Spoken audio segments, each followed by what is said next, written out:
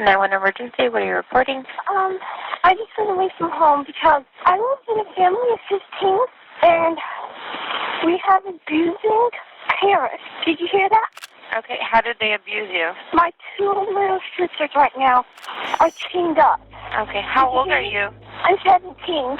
When a 911 operator for Riverside County receives a strange call from what sounds like a very confused child, she has no idea of the horrors about to be revealed to her. This call, made by a nearly adult woman, will blow open one of the most shocking and horrifying cases of child and dependent adult abuse in U.S. history. In the very early morning hours of January 14, 2018, a home security camera in Paris, California captures what looks like a young child fleeing from what seems to be a typical suburban house. The child runs shakily down the driveway before picking up speed once hitting the sidewalk and disappearing from view. This is 17-year-old Jordan Turpin, and though she's been planning for this moment for almost 2 years, she still has no idea what she's about to do will change the course of her family's lives forever. Interestingly, another person, this one looking to be older, also emerges from the house and moves quickly down the street off camera, though in the complete opposite direction, only to return a few minutes later and re-enter the house. At the same time, Jordan makes it to a corner down the block where she stops beneath a stop sign and, with hands shaking violently, dials 911. I just ran away from home. Okay, do you know where you are? I'm actually in California, Paris. Do you know what street you're on? No. Do you see any signs or anything, like any street signs? No, I don't. The operator speaks with her for a minute before realizing this is a matter for the sheriff's department and asks Jordan to hold on 1 second while she transfers her. Jordan agrees and stands, panting in the darkness, full of adrenaline and fear that at any moment her parents will appear out of the shadows. It's BHB with the transfer. She's not sure where she's at. She says that she's in Paris and she ran away from home. Okay. Hello? Hello? Oh, yes, I'm still here. What's your name? Jordan Turpin. The operator asks her to spell her last name, and Jordan tries, although she misspells it both times the operator asks. Turpin. Do you need my address? Yeah, what's your address? Okay, you gotta give me a minute. It's gonna take a while. Here, Jordan pauses, taking a couple of deep breaths before doing her best to provide an answer. I live in... Okay, this is my address. 9257 Case. Did you get that? Case? Is it C-A-S-E? Okay, sorry. I'm gonna start over. My address is 925705574. Did you get it? Okay, so now you just gave me a whole bunch of numbers. You didn't give me any kind of street name there. Oh, okay, I'm sorry. Okay, so you're just around the corner from your house, is that right? Yeah, I think. I'm not sure. I've never been out. I don't go out much, so I don't know anything about the streets or anything. It's later revealed that Jordan has never been to school or received any kind of formal education whatsoever, so the fact she's able to offer anything at all is actually rather impressive. The operator asks Jordan a couple more questions about her location before getting to the heart of the matter. Why did you leave your house? What? Why did you leave your house? My parents are abusing. They abuse us. And my two little sisters right now are chained up. Where are they chained up at? On their bed. Then there are 15 kids? There's 13 kids. And then a mother and father. Are you at a corner right now? I might be. Is there a street sign? Is there a pole with two names at the top? I just see a stop sign. Okay, can you go over and stand right at that stop sign? Yes. Shortly thereafter, Deputy Anthony Kalachi, at the end of a long graveyard shift, pulls up to the curb, getting out to greet the small, disheveled figure standing alone in the darkness. Hi, Jordan. Hi, what's going on? Okay. I just ran away from home. Okay. And I live in a family of 15. Okay. Thank you so much. There's a mother and father, and then there's 13 kids. Uh-huh. And how old are the kids? Okay, some of them are my older sister's 29, the youngest is 2. And they all live in the house? Yes. Even your 29-year-old sister? Yes. Oh, yeah, they're kind of scared to ask to move out because of their mother. Some of them have asked for a job before, and she acts like that's crazy and it would never happen. But my 2 little sisters right now chained up. How old are they? 11 and 14. And they're chained up? Yes. Where are they chained up at? On their bed. They're chained up because they stole mother's food. Uh-huh. But, okay, yeah. And do you want to know why they stole mother's food? Why? Okay. All we ever eat, for probably 2 straight years or 3 or more, but we always eat the same things. But sometimes we do eat, I'm sorry if I talk too much. Okay. I've never talked to anybody out there, so I've never been alone with a person, so this is very hard for me to talk. Despite Jordan's marked level of trepidation, she continues to divulge as much information as possible, though she clearly struggles to put it all into words. She picks up where she left off with the dispatcher during her 911 call in regards to Turpin family life and how little the children were fed. I don't know much about my mother. She doesn't like us. She doesn't spend time with us ever. Who takes care of you? I take care of myself, and Mother does buy food for us, so she feeds us. Okay. All we ever eat is peanut butter sandwiches. Sometimes they tell Mother that they're hungry, but she has to give it to them. And then when they throw up, she says, "You're supposed to tell me if you're hungry, I'll give you something." And then they try to tell her, and she just okay, go on. So... You've never been outside before? Okay, I've been outside. Do you go to school? No. I haven't finished first grade. Jordan, having been sheltered from the outside world, is painfully apparent when she concedes that she isn't familiar with the most basic of health-related terminology. Does anybody at the house take any kind of medication? Oh, I don't know what medication is. Any medicines? When we have a cold, sometimes we take Robitussin. I don't know. We don't take medicine much when we're sick. Right, so... How do your parents know you left your house? No, they don't. Do you take any medication? What's medication? Medication? Yeah, what's medication? Do you take pills? Do you take pills? Oh, I don't think I've ever taken a pill before. Okay. Right, I haven't. But... What about your other siblings? Do they ever go outside? Okay. Mother treats them right. They're they go out every day when she goes out, but she takes turns sometimes. Too right now. But when was Juan, was crying, and Mother knocked on her head with a pencil, and she just turned 1. And we was noticing stuff, we was did get amnesia? Because she started acting weird after that. And so, So you don't go to school? Right, I don't go to school. Do your parents, do they let you go outside? I've never, we don't even go in the backyard. And our parents are abusing. They abuse us. But the reason I called and the reason I managed to get out here, this is one of the most scariest things I've ever done. I'm terrified. But I called because my 2 little sisters, they're chained up right now. And they... Do you have pictures of that? Yes, I can show you. I actually didn't have it, and then one of my sisters told me I need to get pictures. You have pictures of your sisters chained up? Yes, but they're in here. I don't have proof of everything, but I have proof that my sisters are chained up. So see, here you can look at them. See, those are the places that make it known then, and that's. And see how dirty she is. We're so filthy. We don't take baths. We don't. Is there a cell phone number? No, that's to this? No. Can I look at? Do you have any other photos? You might be able to see it. Yes, those are just photos of me. Do you have any other photos of people in chains? No. Okay, yes, I have pictures and videos, but they're on my camera, and I have to. That would take forever. But it's just that's all I have is them chained up, and you already saw that. Have you lived in other states? Yeah, Texas. Did they act like this when you lived in Texas?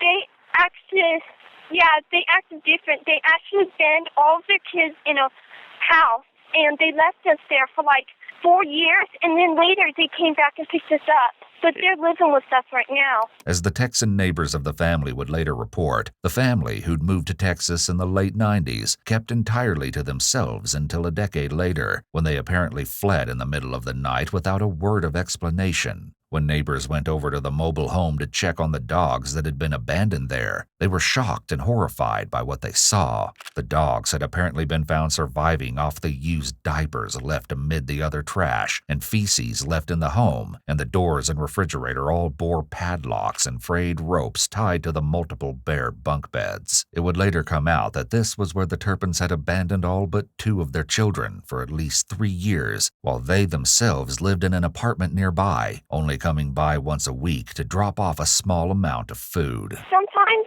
we live in silt, and sometimes I wake up and I can't breathe because how dirty the house is. We never take baths. I don't know if we need to go to the doctor, but sometimes we think stuff might be wrong with us, and we tell Mother, and she just says, go on. When was the last time you had a bath? I don't know, almost a year ago. What if I went to your parents' house right now? What would they tell me? I'd be terrified. If you went to my parents' house, they couldn't see me. How did your sisters get like this? Okay. Your parents chained them up? Yes, because they stole food. Okay. But they stole it because they were hungry.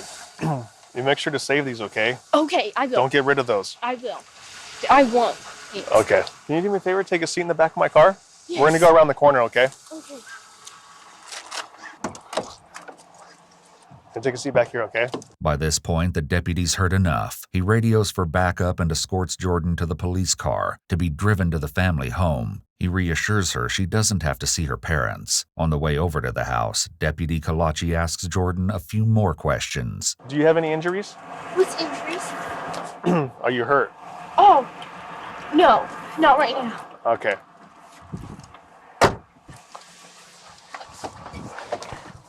Are your parents sleeping? No, I think they're up. They probably noticed me missing. Have you ever tried to escape before? Yes, I have.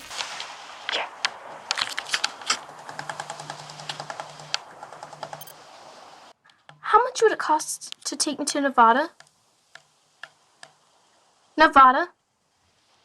No, not Las Vegas, just Nevada. Just the border, just at the very beginning of Nevada. Yeah. How much would it cost? Huh? No. No, I'm 18. Okay, a couple hundred? I'm not going. I'll take a bus. Yeah, thanks. Bye. And what happens when you try to? My parents never caught me. But my older sister has run away, and she caught her. And she was, I think, just turned 20. Yeah. And her sister caught her and brought her back home, and she got in so much trouble. So what other things do your parents do to you guys? They abuse us, and they say things to us that hurt our feelings. But we don't take showers and stuff. We live in fields, and we tell our parents that. Has anybody ever been to your house before to check on your welfare? Like have any of your other siblings called the cops? No. Yeah. Some of them have wanted to, but they're too terrified. What are your parents going to do when they find out you left? They're going to want to literally kill me. What's the worst thing they've done to you? They have choked me against the bed, and When was that? 2015. Did you call the police? I didn't have a way to get a phone yet. This is the first chance I got the phone back. Like, I got this phone probably, like, less than a month ago. But the next chance I got to call and run away was... How did you get a phone? Okay, it's my brother's phone. He was going to throw it away, and it wasn't used. And so I needed a way to call 911, and I asked my sister, would that be okay? And because we don't know much, and so... And Why don't you know much? Older sister. Why don't you know much? We don't go around. Our parents never tell us things. When we hear stuff, we're shocked. It took forever for us to figure out what our parents does is against the law. We took forever. And even the 29-year-old doesn't know this? Okay, the 29-year-old does. She knew it for a long time, but I think she's scared. The sister, 29-year-old Jennifer Turpin, had in fact tried to escape once when the Turpin family lived in Texas, but without any form of education or identification, she was eventually forced to return home, where she was promptly punished. Is there a phone number to that phone? I don't think there is. How did you call 911? Well, you can call 911. Oh. I'm sure any phone that, even if it's not connected to that, you can call 911. So your parents, you're 17 years old? Yes. And throughout your whole life, you've never gone to school? Right. I started first grade 2015 or 2016. Uh-huh. But, How did you start first grade? Oh, in homeschool? yes. And you've never gone to school? Right. What else do your parents do to you guys? Oh, my brother's chained up too right now. They're chained up? One of my brothers is chained up too. So 3 people are chained up right now. How long have your parents been chaining you guys up? Just this year. But they have tied up my brother. Why did you decide to leave today? It was the next chance I got that I could film. How did you get a chance to get out? Well, I was actually terrified. My mother was in the kitchen talking to the older ones, and she was laughing and stuff. And I was terrified, but she just got real mad. She just was doing stuff to my little sister, and I was just like, and she started saying that she was gonna just do stuff to us, and so I was just so scared, and I just left. I just went out the window. I don't. So when you left right now, you left out the window? Yes. And your mom was awake when Yeah, she was in the other room? Yeah. Does your dad have a gun? Are there any weapons in the house? Yes, but they don't use it. How long have your mom and dad been married? I don't know, probably 20, I don't know. She got married when she was 16. Jordan is referring to her mother, 49-year-old Louise Turpin. According to both of Louise's sisters, Louise essentially ran away from home with the then 23-year-old David when she was only 16. David was from a highly respected and influential family in their hometown, and it was for this reason that Louise's parents gave their blessing for the two to get officially married. Yes. So all kids have the same mom and dad? Yes. According to David's parents, the reason he and Louise had so many children was down to them both being deeply religious in the Pentecostal faith, though the couple didn't attend a church or even have one near their home. What else do they do besides chaining you up? They abuse us. How?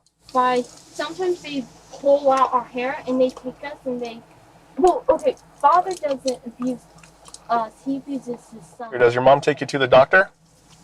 Not all the time. There was one time we all went to the doctor, and that's because we were sick. And the doctor told us that if we were one day later, it would have been too late. She always waits for the last minute for everything. Have the police ever got involved with this? No. Well, why don't you guys just leave the house? Because we're terrified. We don't really have a way. Everyone's always looking. There's always somebody. Well, you said your mom's always gone, right? Right. Well, why don't you just leave? Either she leaves one of the older ones there, and our house, it makes a beeping noise.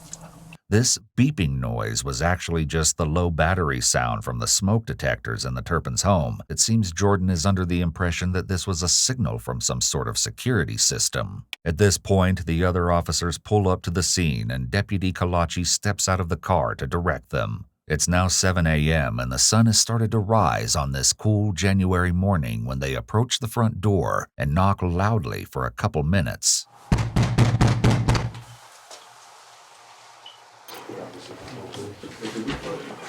Hi. Hello. Hi, sorry to bug you. How you guys doing? Good. We got a call for a check the welfare here at your house. So For what? check the welfare. So just basically check on everybody, make sure everybody's okay. Yeah, why? Do you guys have kids in the house? Yes. Okay, do you mind if we come in and just take a look, make sure everybody's safe and everything's okay? Okay, what kind of call did you get? Well, we got a call that there was a young female walking around saying that she came from a house over here. We were able to find out that this was a house, and we just wanted to check and make sure everybody was okay. Think she came from here? That's what she said. From inside this house? I think so. Otherwise, we wouldn't be knocking on your Did door she at say Sunday. her name? I don't know. Did she say her name? I don't know offhand, but we don't need to know. check. We just need to check and make sure everybody's okay. You'll notice the officers are careful not to mention Jordan by name, to not implicate her to her parents' faces. Once we get in, make sure everything's okay, we'll get out of your We hair. have a lot where we're packing. Okay, We're getting that's ready fine, to that's move. No So worries. it's a mess in here, so. All right, that's fine. We don't mind messes. We've been But in I worse. mean, How you doing, sir? Okay. We were just in bed. I mean, like. Okay. So most people are right now, so we expect you guys to be in bed. Okay. And no weapons in the house or anything like that? No. I do have a gun. It's locked up. Okay, locked up is good. We like that. Okay. Okay, well, we're gonna come in and check, okay? We just wanna make sure everybody's okay. Well, do you have a search warrant or anything? Or No. we don't need one, sir? As the officers prepare to carry out a warrantless search of the premises, they have determined there are exigent circumstances surrounding the current situation. Courts will typically look at the time when officers make the warrantless search or seizure to evaluate whether, at that point in time, a reasonable officer at the scene would have believed it was urgent to act and impractical to secure a warrant. Courts may also consider whether the facts suggested that the suspect was armed and planning to escape, whether a reasonable police officer would believe their safety or others' safety was threatened, and whether there was a serious crime involved. Police in hot pursuit of a fleeing criminal may also make use of the exigent circumstances exception. As officers push their way past the corpulent door jamb that is David and ease their way into the large open home, they're shocked and horrified by what greets them.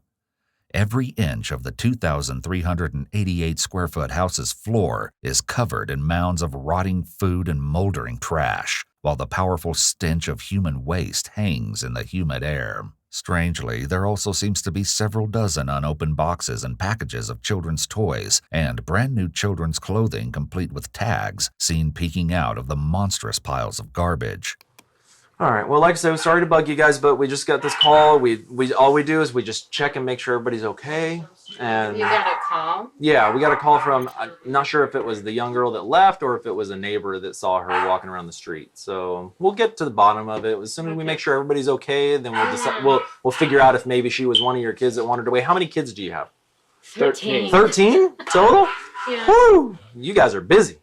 Yeah. Officers head to the back of the house to the children's bedrooms, 2 tiny back rooms, the first crammed with narrow bunk beds, but otherwise empty, and the second, which is crammed with both bunk beds and a filthy mattress, which is sitting on the floor with 2 little girls sitting listlessly on top. Hi, sweetheart. Hi, girls. Can I see your wrist? Yeah. Which one? Okay. The officers believe they found the room featured in Jordan's phone pictures and the 2 girls whose arms bear the chain-shaped bruises, but there's only one thing missing, the actual chains, leading them to believe the parents may have frantically unchained the girls as soon as they noticed Jordan was missing. The children, obviously frightened and wary of the strangers, give no answers, though eventually one does point them surreptitiously to a sliding closet door. Meanwhile, Officer Ogden is still by the door with David and Luis, distracting them with questions and small talk. Where are you guys planning on moving to? Oklahoma. Oklahoma? Yeah. That's a long way away. Yeah, it is. You guys know family over there or anything like that? my job's moving me. Oh, okay. What do you do for work? I'm an engineer. Finally, as his eyes have adjusted to the gloom, Officer Ogden notices something to his left and suddenly realizes David Turpin may have had a reason to be awkwardly standing in that particular spot in the entryway. Is this another bedroom back here? You got another couple kiddos asleep there? Yeah. Sarge, you got another room in the front right here with 2 kiddos in the bed. Officers enter the previously unnoticed 3rd bedroom, where they find 3 more motionless bodies in bunk beds, with one, a boy, who is chained by his wrists and ankles to the top bunk bed with heavy metal chains. Back in the girls' room, Officer Rodriguez slides open the closet door and looks inside.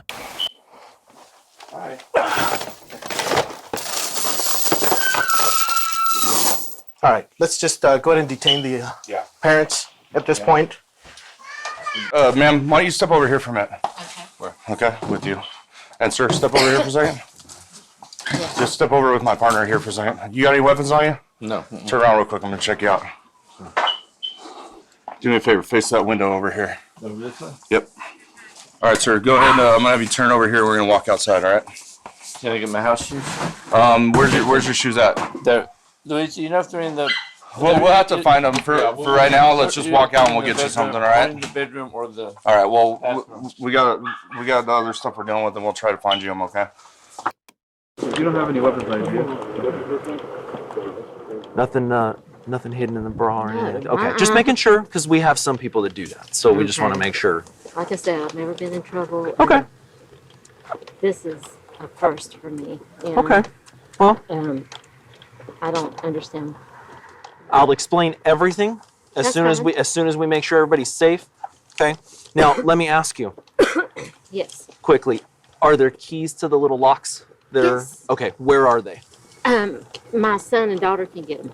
Okay. That's so in the house. the ones that are in the house, they know where they are. Yes. Okay. All right. Is that what this is about? Well, that's part of it. Yeah, definitely.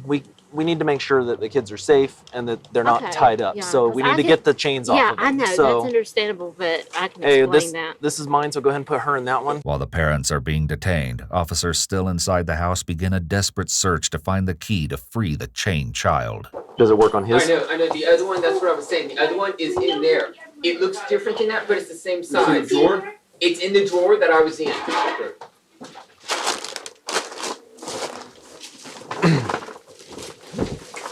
And finally, the young boy is freed. All 13 of the Turpin children were immediately taken to the hospital to receive treatment for their severe malnutrition, bruises, and other injuries. Their ages were officially determined, and though all had the overall appearance of children under 18, more than half of them, in fact, were actually adults between the ages of 18 and 29. The 28-year-old weighed only 82 pounds at the time of rescue, and all of the children suffered cognitive impairment and nerve damage from the consistent lack of food. Investigators would learn that food was something the children were psychologically tormented with, as the parents would buy large food items, such as whole pies, then leave them out for the children to look at, but not eat. As it turns out, the unopened toys investigators saw around the house on the day of the rescue were bought for the very same reason. Investigators would also discover that none of the children were educated, and indeed, none would claim to have knowledge beyond that of an average third grader. David Turpin had filed documents with the county claiming he was running a school out of his home for children, but this was later proved to be completely false. The most they did was inform the children as to what grade they were supposed to be in, on the off chance a stranger asked them during one of their few ventures outside. With the oldest daughter Jennifer explaining, they loved to point out things in Deuteronomy saying that we have the right to do this to you, that they had the right to even kill us if we didn't listen. I was afraid to do one little thing wrong. If I did one little thing wrong, I was going to be beaten until I bled. Both of the Turpin parents were originally charged with 12 counts of torture, 7 counts of abuse of a dependent adult, 6 counts of child abuse or neglect, and 12 counts of false imprisonment for alleged crimes ranging from 2010 to the present 2018. In addition, David Turpin was also charged with 1 count of lewd act on a child in 2018, which was then amended to include 3 additional counts of cruelty to a child and a felony assault charge for Luis. When interrogated by authorities, both parents were completely unwilling or unable to come up with a single viable reason for why they treated their children this way. And Luis even seemed confused by the questioning. She later wrote this letter to her children from her jail cell. It reads, "Father and I love you so much. We're so sorry for everything we've done wrong, and now realize that we had done some things wrong. Things will be so different in the future. The way you eat and outside time and baths will be done more regularly. I'm sorry this had to happen, but our future as a family will be so much better and stronger. We hope to see you guys soon. Love and kisses, Mom and Dad. I promise there will be no chains in the house again. That would never happen again. I'm so sorry. I love you so much and hope to see you soon." David had something different to say. In a statement to the court, "Your Honor, I thank God for all of my children. Each one of them is a blessing from God. My homeschooling and discipline had good intentions. I never intended for any harm to come to my children. I'm sorry if I've done anything to cause them harm. I'm glad that we were able to resolve this case without my children being forced to testify. I love my children and I believe my children love me. I hope and pray that my children can stay close to each other and look out for each other since their mother and father cannot be there for them and with them. I hope the very best for my children and their future." When it came time for the children to give statements to the courts, one defended her parents.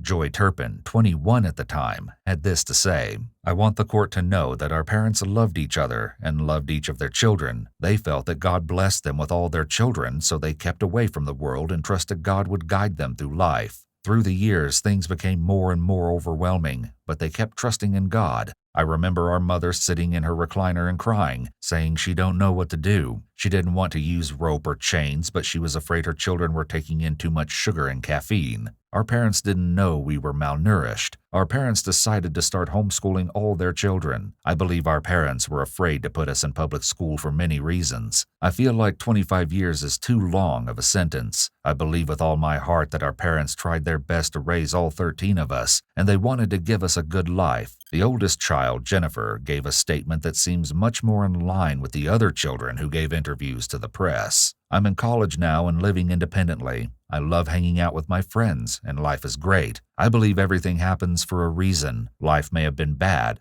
but it made me strong. I fought to become the person I am. I saw my dad change my mom. They almost changed me, but I realized what was happening. I immediately did what I could to not become like that. I'm a fighter, I'm strong, and I'm shooting through life like a rocket. In April 2019, David and Louise Turpin were both sentenced to 25 years to life in prison, where they remain to this day. As for the Turpin children, once their parents were arrested, they were split into two groups, with the adults being placed in supportive care and the underage children being placed into foster homes. This should have been where their story ended, as the children were now free and should have been safely on the road to recovery. But unfortunately, in 2022, the 6 younger Turpin children filed a lawsuit against both Riverside County and ChildNet, the private foster care agency, alleging that they were knowingly placed in abusive foster homes. At the time of this video, a resolution to this lawsuit has not been made. The adult Turpin children didn't entirely escape hardship at the hands of the county either. Tons of support flowed in from all over the country after their 2018 rescue, with money from the donations alone totaling $600,000.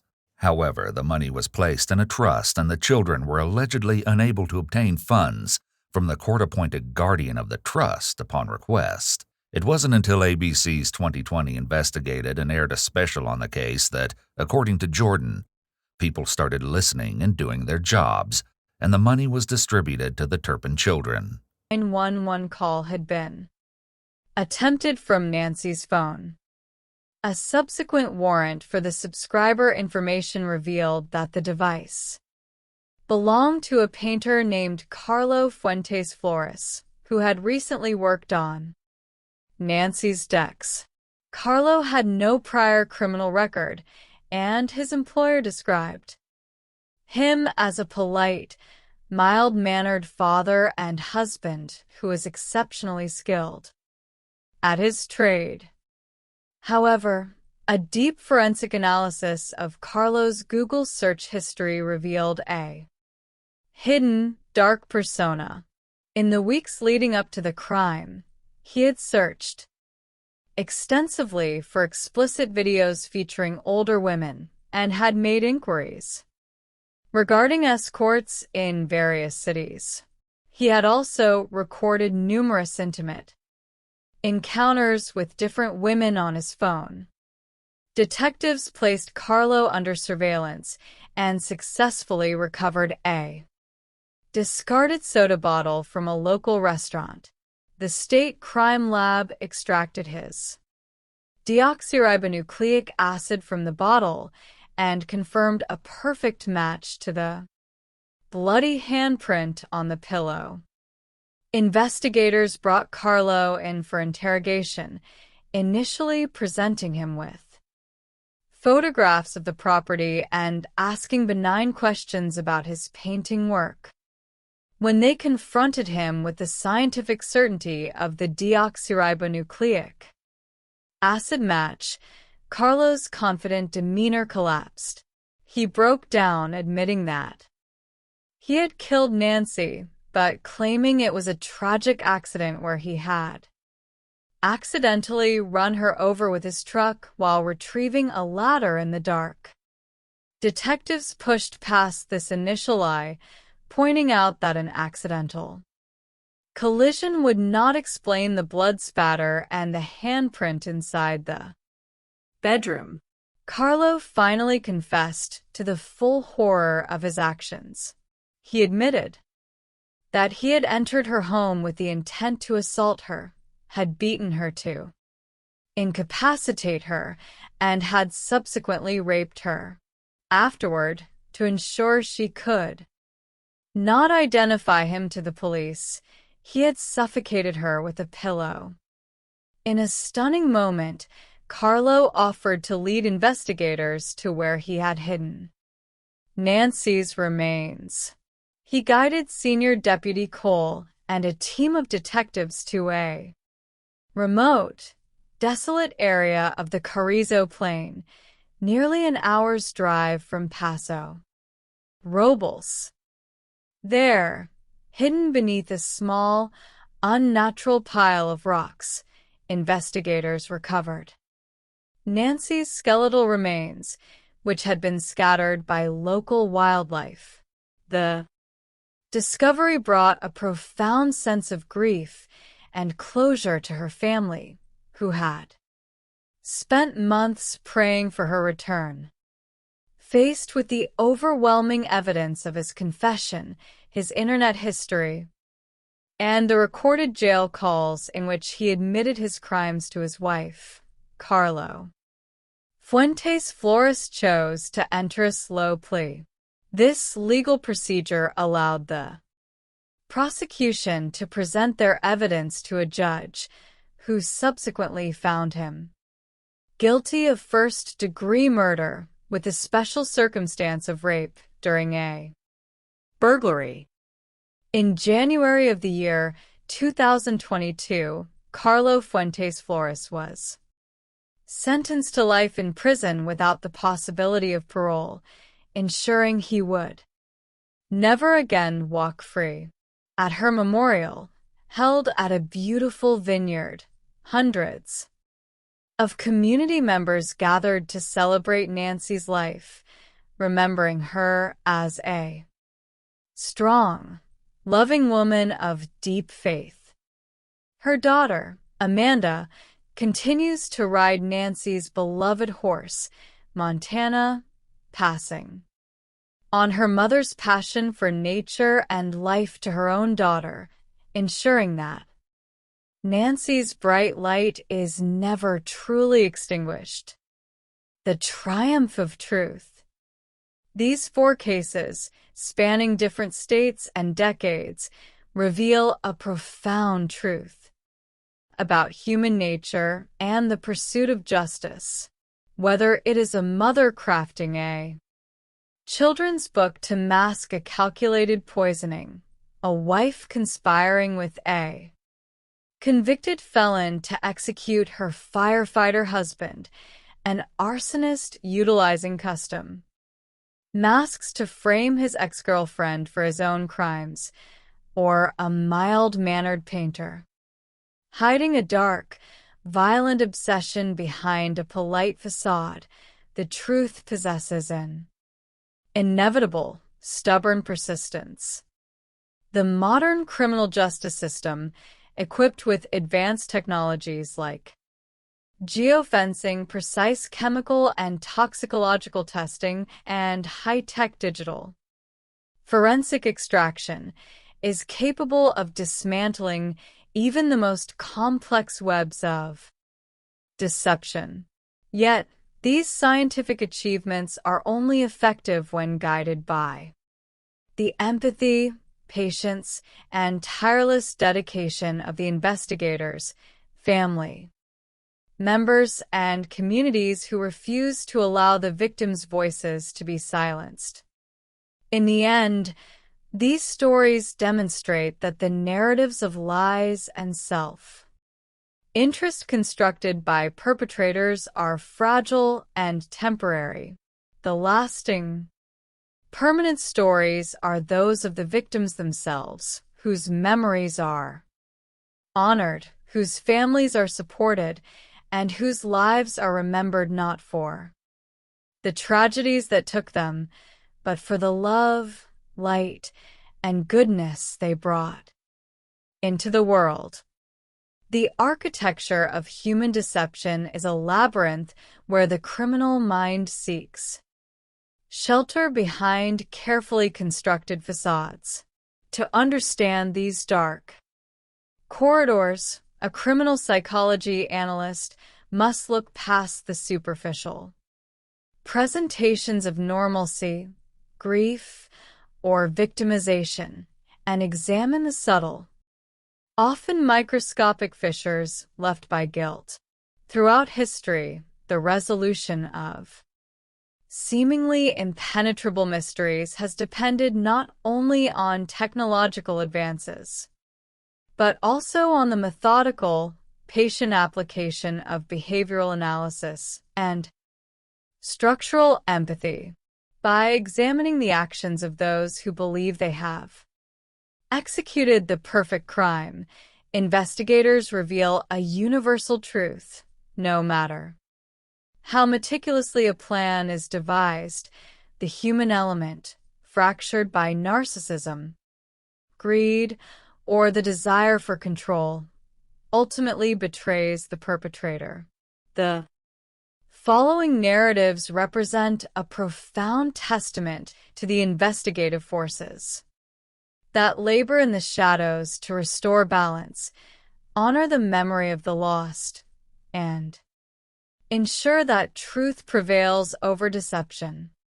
Let us begin our psychological inquiry with a journey into the picturesque vineyards and rolling hills of Paso Robles, California. Nestled halfway between San Francisco and Los Angeles, this getaway town is renowned for its scenic beauty, its oak trees, and its quiet, fairy tale atmosphere. Known historically as El Paso de Robles, or the Pass of the Oaks, it is a community where neighbors trust one another, and the layout of the land offers a sense of pastoral peace. Yet down El Faro Road, in the middle of this natural beauty and tragedy took place that would challenge the collective security of this close-knit community. The central figure of this community was Nancy Woodrum, a 62-year-old woman who ran a popular salon downtown called The Strand. Nancy was a fixture in the area, a warm, generous, and devout individual who lived alone on a secluded vacation property named Paradise Ranch. Following the passing of her husband, A few years prior, she poured her energy into her family, her horseback riding, and her faith as one of Jehovah's Witnesses. Those who knew her, including her daughter Amanda, spoke of a unique bond defined by openness, kindness, and a shared passion for the outdoors. Nancy had decided to sell Paradise Ranch to devote her time fully to preaching and teaching her faith, and she was in the process of having final renovations completed on the property. On Friday, May 4th, 2018, a large group of wedding guests checked into the spacious Victorian-style main house at Paradise Ranch. The property was an ideal venue for a weekend wedding at a local winery with its wraparound porches and large willow trees. The bride-to-be, staying in the adjacent guest house, met Nancy that afternoon, noting her warm hospitality. However, the serene weekend was abruptly shattered the following day. On Saturday, May 5th, 2018, Amanda received a concerning telephone call informing her that her mother had failed to appear for a scheduled Bible study. This was highly uncharacteristic of Nancy, whose devotion to her routine and community was absolute. Amanda immediately requested that a neighbor visit the cottage to check on her mother. The neighbor arrived to find the front door wide open, the television blaring, and no sign of Nancy. When Amanda and her family approached the cottage, they confronted a deeply unsettling scene. Nancy's purse, car keys, cellular phone, and tablet were still inside, and her 2 vehicles remained parked outside. Yet, a closer examination revealed a large stain on the carpet, and Nancy's sheets and bedding were entirely missing, spotting what appeared to be blood spatter on the walls. Amanda contacted emergency services. The subsequent call to the 911 dispatch recorded a frantic family attempting to make sense of a sudden, quiet disappearance amidst a bustling wedding party of over 20 guests.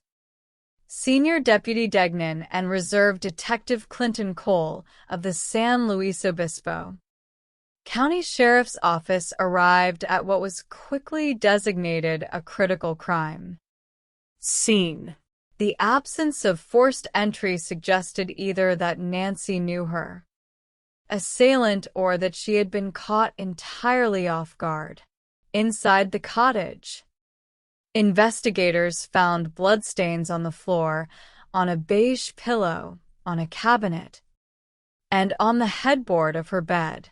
The physical evidence spoke clearly to a sudden, violent struggle, suggesting that Nancy had been taken against her will. The complexity of the case escalated rapidly.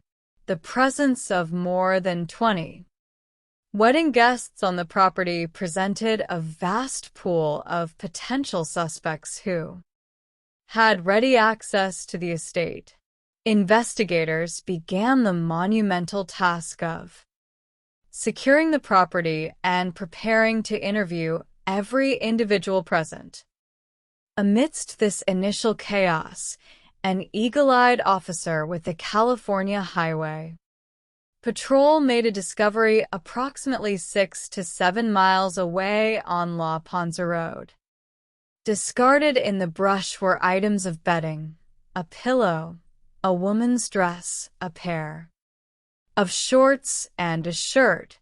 The gingham type print of the bedding matched the remains of the linens at Paradise Ranch, and Amanda confirmed that the clothing belonged to her mother. The presence of bloodstains on these items led investigators to a grim hypothesis. Nancy had been severely injured or killed, wrapped in her own bedding, and transported to a remote location. In the initial phase of any homicide or abduction investigation, the behavioral analyst must categorize potential suspects based on opportunity, relationship, and motive. The wedding guests, though initially scrutinized, did not fit the psychological profile of a targeted abduction. Nevertheless, detectives pursued every lead. One guest, whose whereabouts on the night of the disappearance were initially unclear, became a focus of intense interest. Despite initial reluctance to cooperate, which raised immediate warning flags, subsequent interviews and a review of photographs from a rehearsal dinner at a local winery established his alibi. To ensure absolute clarity, this guest voluntarily provided a sample of his deoxyribonucleic acid, which ultimately excluded him from the investigation. The search for motive then turned to individuals with recent professional contact with Nancy. Investigators learned that a general contractor named Sean Bloom had recently been dismissed by Nancy following a heated dispute over the quality of his work and outstanding payments. Text messages between the two revealed a contentious relationship, with the contractor threatening legal action. When approached, the contractor openly acknowledged his frustration with Nancy, but ultimately cooperated with the authorities, submitting a deoxyribonucleic acid sample that cleared him of any involvement. The investigation then turned to a potential suspect closer to home: behavioral. Science dictates that family conflicts must be evaluated, and investigators discovered that Nancy had an estranged relationship with her son, Chad. Chad had expressed resentment toward his family's religious beliefs and had not spoken to his mother face-to-face in several years. However, text messages revealed that Nancy had reached out to him on the eve of her disappearance, seeking to find common ground. When approached by detectives, Chad displayed deep skepticism toward law enforcement and refused to provide a deoxyribonucleic acid sample. Voluntarily, investigators placed him under surveillance, retrieving discarded beer bottles after he was stopped for driving with an open container. The subsequent laboratory analysis of the deoxyribonucleic acid on those bottles cleared him of any connection to the crime. At this juncture, the investigation threatened to stall. Traditional leads had been exhausted, and the public expressed growing concern over the lack of progress. It was at this critical moment that the San Luis Obispo County Sheriff's Office decided to employ an innovative investigative tool: geofencing. This technique, which had rarely been utilized in California at the time, allowed investigators to draw a virtual perimeter around Paradise Ranch and request that Google identify any active cellular devices that had entered that specific zone during a precise time frame. The time frame was established by a vital clue: a 911 call placed from Nancy's phone at 12:17 in the morning on the night she disappeared. The call had lasted for 0 seconds, indicating it had been terminated almost instantly. This brief, interrupted signal provided a definitive time and date stamp for the assault. When Google returned the geofence data, investigators systematically cleared the devices belonging to the wedding guests. However, as they focused on Nancy's cottage, they identified an unfamiliar device that had pinged within the walls of her studio at 1:33 and 1:52 in the morning. This device was not registered to Nancy, nor did it belong to any guest or family member. By serving a subsequent warrant for the subscriber information associated with that specific device, investigators obtained a name: Carlo Fuentes Flores. Carlo Fuentes Flores was a local painter who had been hired to work on the decks of the main house at Paradise Ranch. He had been interviewed briefly in the early days of the investigation, during which he appeared extremely cooperative, polite, and mild-mannered. He had even recounted a pleasant exchange with Nancy, noting that she had praised his work ethic and given him a tamale. The contrast between this cooperative, hard-working exterior and the digital evidence placing his phone at the crime scene in the early morning hours presents a classic psychological dichotomy. To understand this anomaly, investigators conducted a deep inquiry into his digital footprint.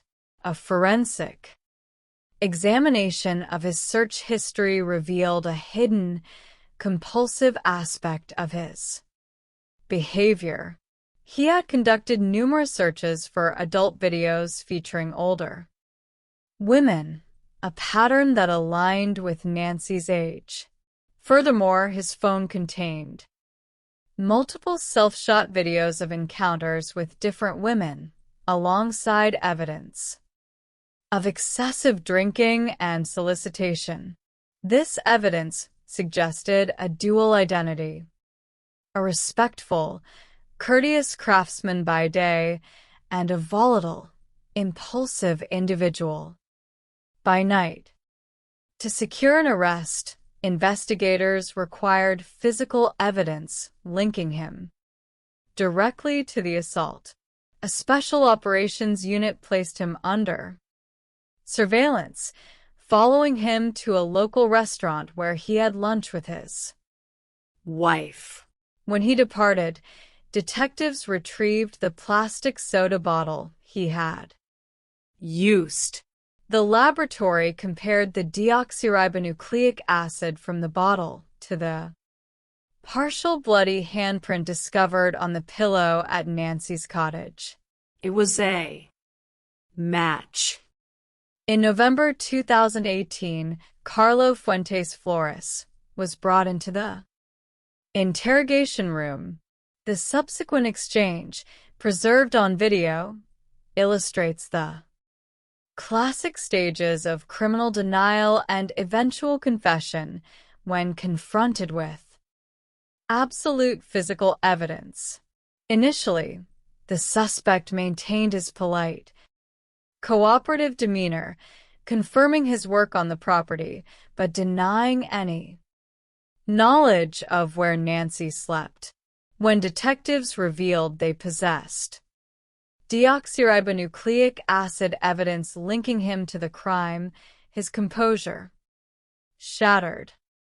The suspect initially attempted to minimize his culpability by presenting the death as a tragic accident. He claimed he had returned to the property in the middle of the night to retrieve a ladder for his next job and had accidentally struck Nancy with his vehicle as he was backing up. He claimed he had carried her inside to help her, where she subsequently collapsed. However, as investigators pressed him on the logistics of this story, the narrative collapsed under its own logical inconsistencies. He eventually admitted to entering her cottage with the intent to assault her, raping her, and subsequently suffocating her with a pillow to prevent her from identifying him. The final act of this investigation required the recovery of Nancy's remains to provide closure to her family. The suspect agreed to guide detectives to the location where he had left her body. The journey led them deep into the arid, vast landscape of the Carrizo Plain, an hour east of Paso Robles. The search in the fading light was difficult, as the suspect struggled to identify the precise spot in the uniform terrain. Just as doubt began to creep into the minds of the search team, Detective Cole spotted a small, unnatural mound of rocks stacked in a circle. Beneath them lay Nancy's remains. In January 2022, rather than proceed to a lengthy trial that would expose both families to intense public scrutiny, the suspect entered a slow plea. The prosecution presented its extensive documentary evidence to the judge, who subsequently found the defendant guilty of first-degree murder with the special circumstance of rape. He was sentenced to life in prison without the possibility of parole, a conviction that was upheld on appeal in July 2023. For Nancy's daughter Amanda and the community of Paso Robles, the resolution of this case brought a somber peace, ensuring that the memory of a generous, faith-filled woman would be honored and her assailant held permanently accountable. As we transition from the pastoral hills of California to the high mountain valleys of Summit County, Utah, we encounter another study in criminal Psychology, one defined not by sudden physical intrusion, but by domestic betrayal, financial desperation, and a highly performative display of grief. In the beautiful mountain community of Heber City and the affluent environs of Park City, Corey Richens was perceived as a successful, ambitious woman, having grown up in a family that moved frequently due to her parents' construction work. Corey had developed a strong drive to achieve financial success. As a young woman working as a cashier at a local home improvement store, she met Eric Richens, a successful, hard-working stonemason who owned a thriving masonry business. Despite a significant age difference and initial reservations from Eric's family, the couple married and subsequently had 3 young sons. To the outside world, the Richens family represented the pinnacle of the American dream.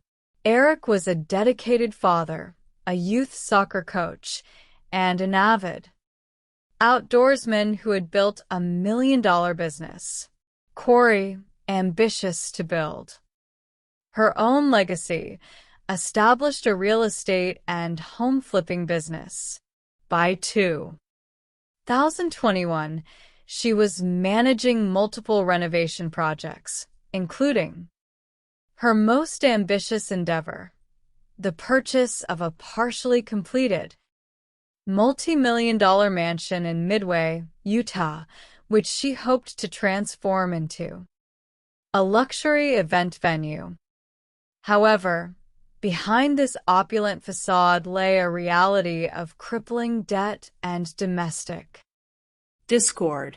In 2020, Eric discovered that Corey had secretly secured a $250,000 line of credit against his family home, a property he owned outright.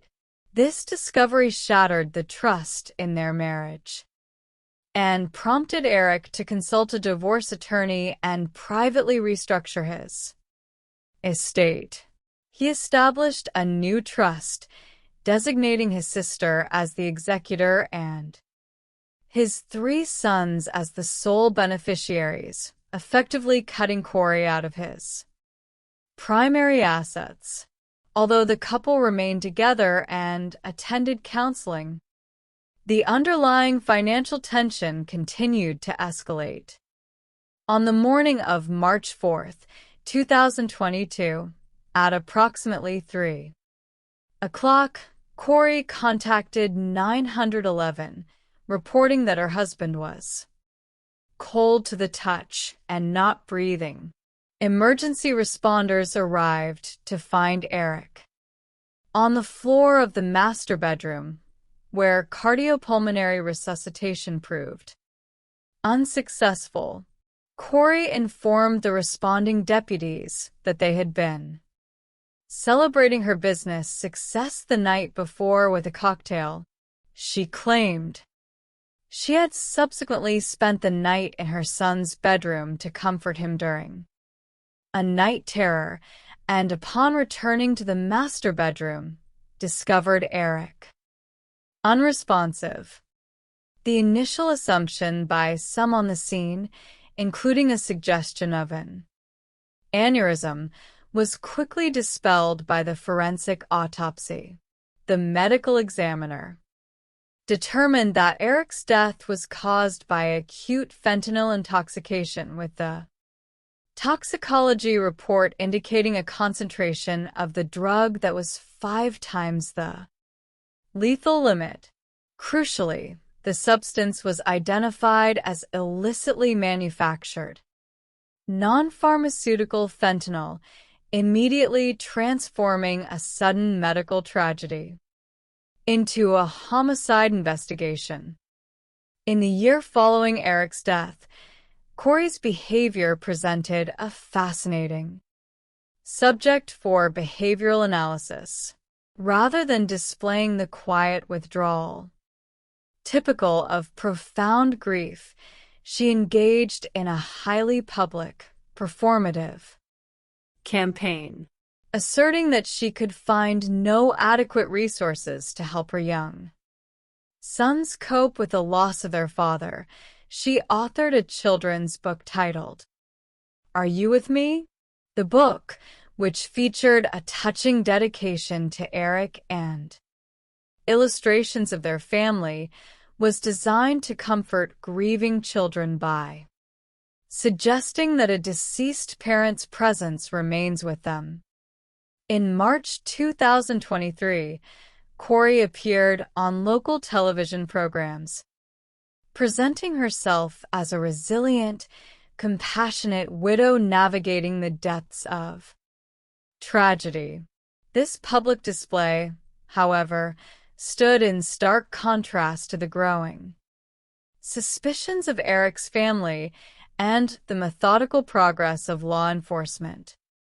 Shortly after her television appearances, an anonymous email to the station containing the stark accusation she killed her husband signaled that the public narrative was about to fracture.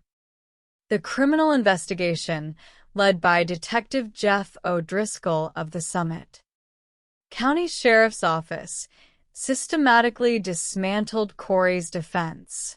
A private investigator hired by the Richens family had retrieved phone records showing extensive, frequent communication between Corey and an individual named Carmen Lauber, a woman with a history of drug-related offenses who had worked for Corey's cleaning business.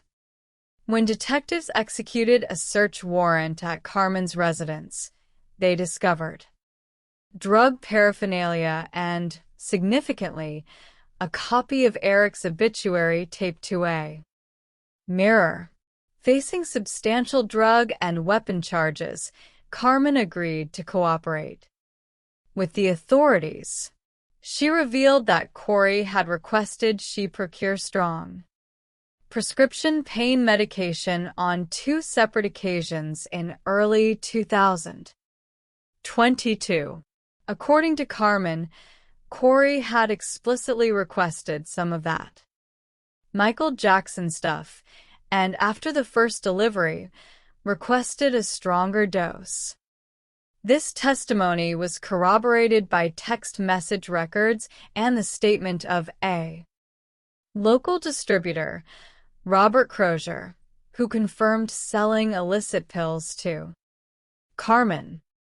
The psychological profile of Corey Richens was further illuminated by her digital history. Investigators discovered that after her home was searched, she conducted numerous internet searches on her phone, including inquiries regarding luxury prisons for the rich in America.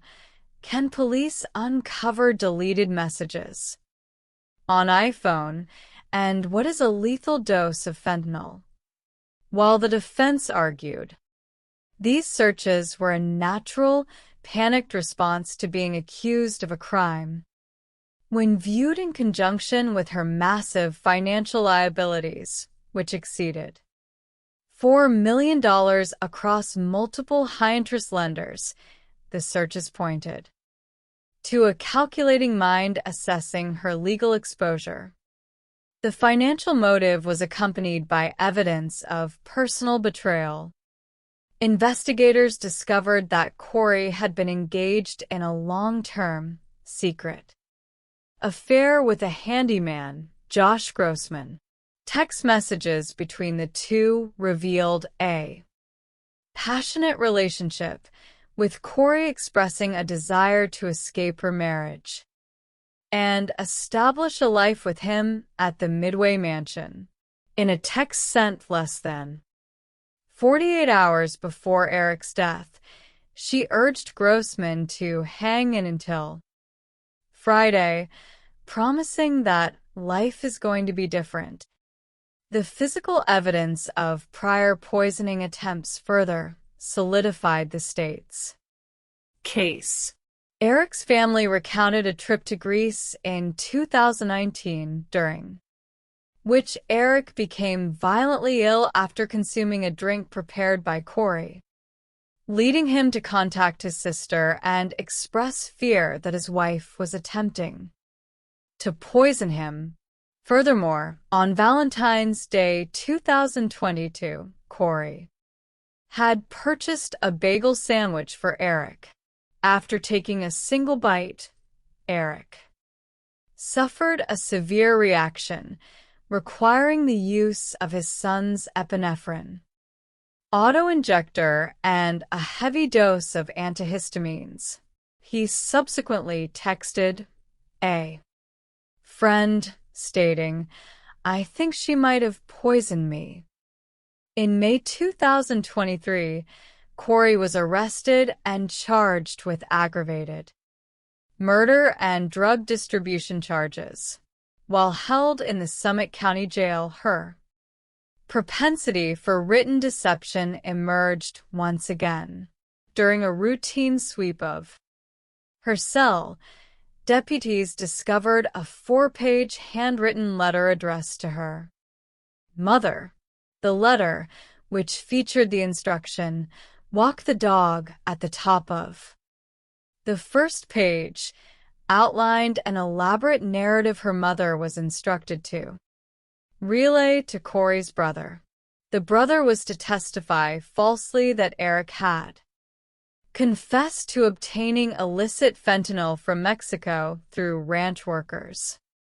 Corey's defense argued this document was merely a draft of a fictional manuscript, but prosecutors successfully argued it was a direct attempt at witness tampering.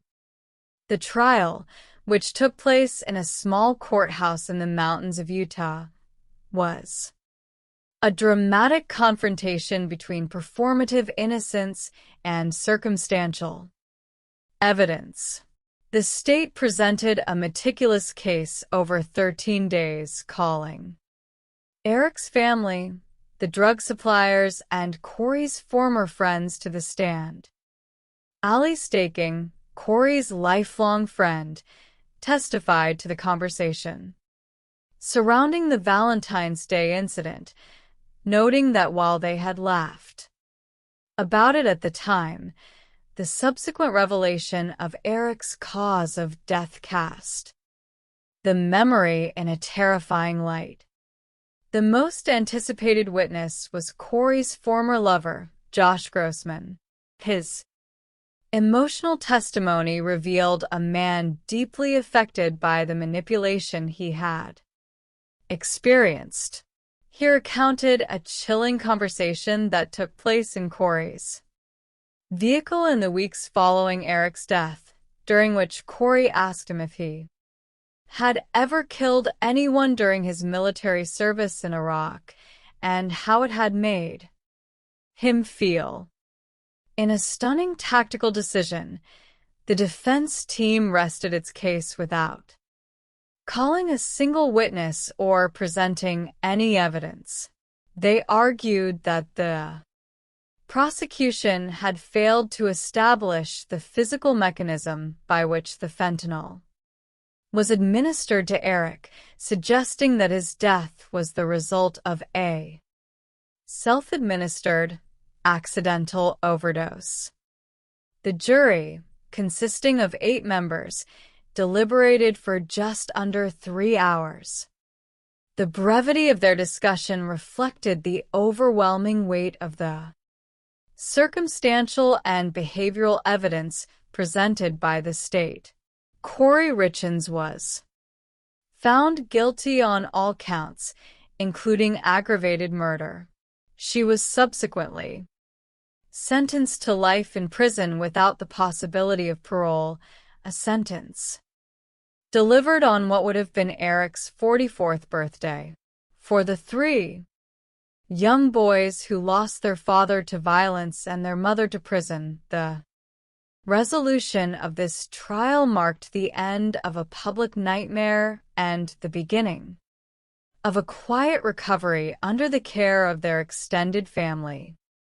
We turn our attention now to the industrial heartland of Evansville, Indiana, where a similar web of domestic conspiracy, financial opportunism, and secret affairs resulted in the death of a dedicated public servant.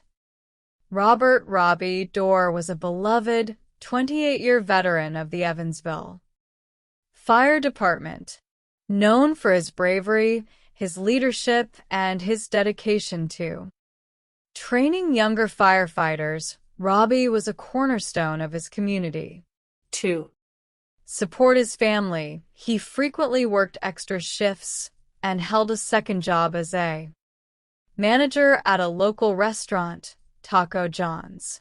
It was there that he met Elizabeth Becky Fox, a woman who had experienced a turbulent life, having been adopted into a foster home after childhood adversity and married 5 times previously. Robbie fell deeply in love with Becky, seeking to provide her with a stable, prosperous life. The couple married in a beautiful ceremony in Panama City Beach, Florida, and settled into a home on Oakley Street. Becky embraced the role of a stay-at-home wife, and Robbie worked tirelessly to provide for her and her children. However, the financial reality of their lifestyles soon began to strain the marriage. Becky engaged in significant spending, purchasing a new vehicle and high-end home furnishings shortly after their wedding, leaving Robbie deeply in debt and maxing out his credit cards. On the evening of February 26, 2019, Robbie returned home after an exhausting 12-hour shift at the fire department. As he pulled into his driveway on Oakley Street, he was ambushed and shot multiple times at close range. Neighboring residents reported hearing 5 rapid gunshots. Becky contacted 911, screaming that her husband had been shot and was bleeding in the driveway. The responding emergency personnel, including many of Robbie's fellow firefighters, arrived to find him unresponsive with severe gunshot wounds. Despite desperate resuscitation efforts, Robbie was pronounced deceased at the scene. The loss of a prominent firefighter sent shockwaves through the Evansville community, and his funeral was marked by a massive procession of emergency vehicles and hundreds of mourning citizens. The initial investigation at the crime scene revealed a highly unusual detail. No shell casings were recovered, but a single fired projectile was found in the street. The forensic autopsy revealed that Robbie had been struck by a combination of jacketed ammunition, ball projectiles, and plastic shotgun wadding. A firearms expert identified this unique ballistic signature as characteristic of a Taurus judge, a specialized revolver capable of firing both conventional handgun rounds and shotgun shells from the same cylinder. As detectives constructed their investigation board, they began to uncover a complex web of relationships. Becky's sister, Amanda "Mandy" Fillmore, was living with a man named Larry Richmond Sr. Richmond was a convicted felon who had served 20 years in prison for a prior homicide committed when he was 17 years old. Despite his criminal background, Mandy was deeply in love with him, and he had been introduced to the extended family, including Becky and Robbie. Through cell phone forensic analysis, investigators discovered that in the Months leading up to the murder, Robbie had become increasingly insecure about Becky's fidelity, noting her habit of deleting text messages and shielding her phone. The critical breakthrough in the case came from the recovery of deleted phone records. Sprint network data revealed that Becky had received a 4-minute and 18-second phone call from Larry Richmond Sr. just minutes before she contacted 911 to report the shooting. Becky had systematically deleted this call from her device history.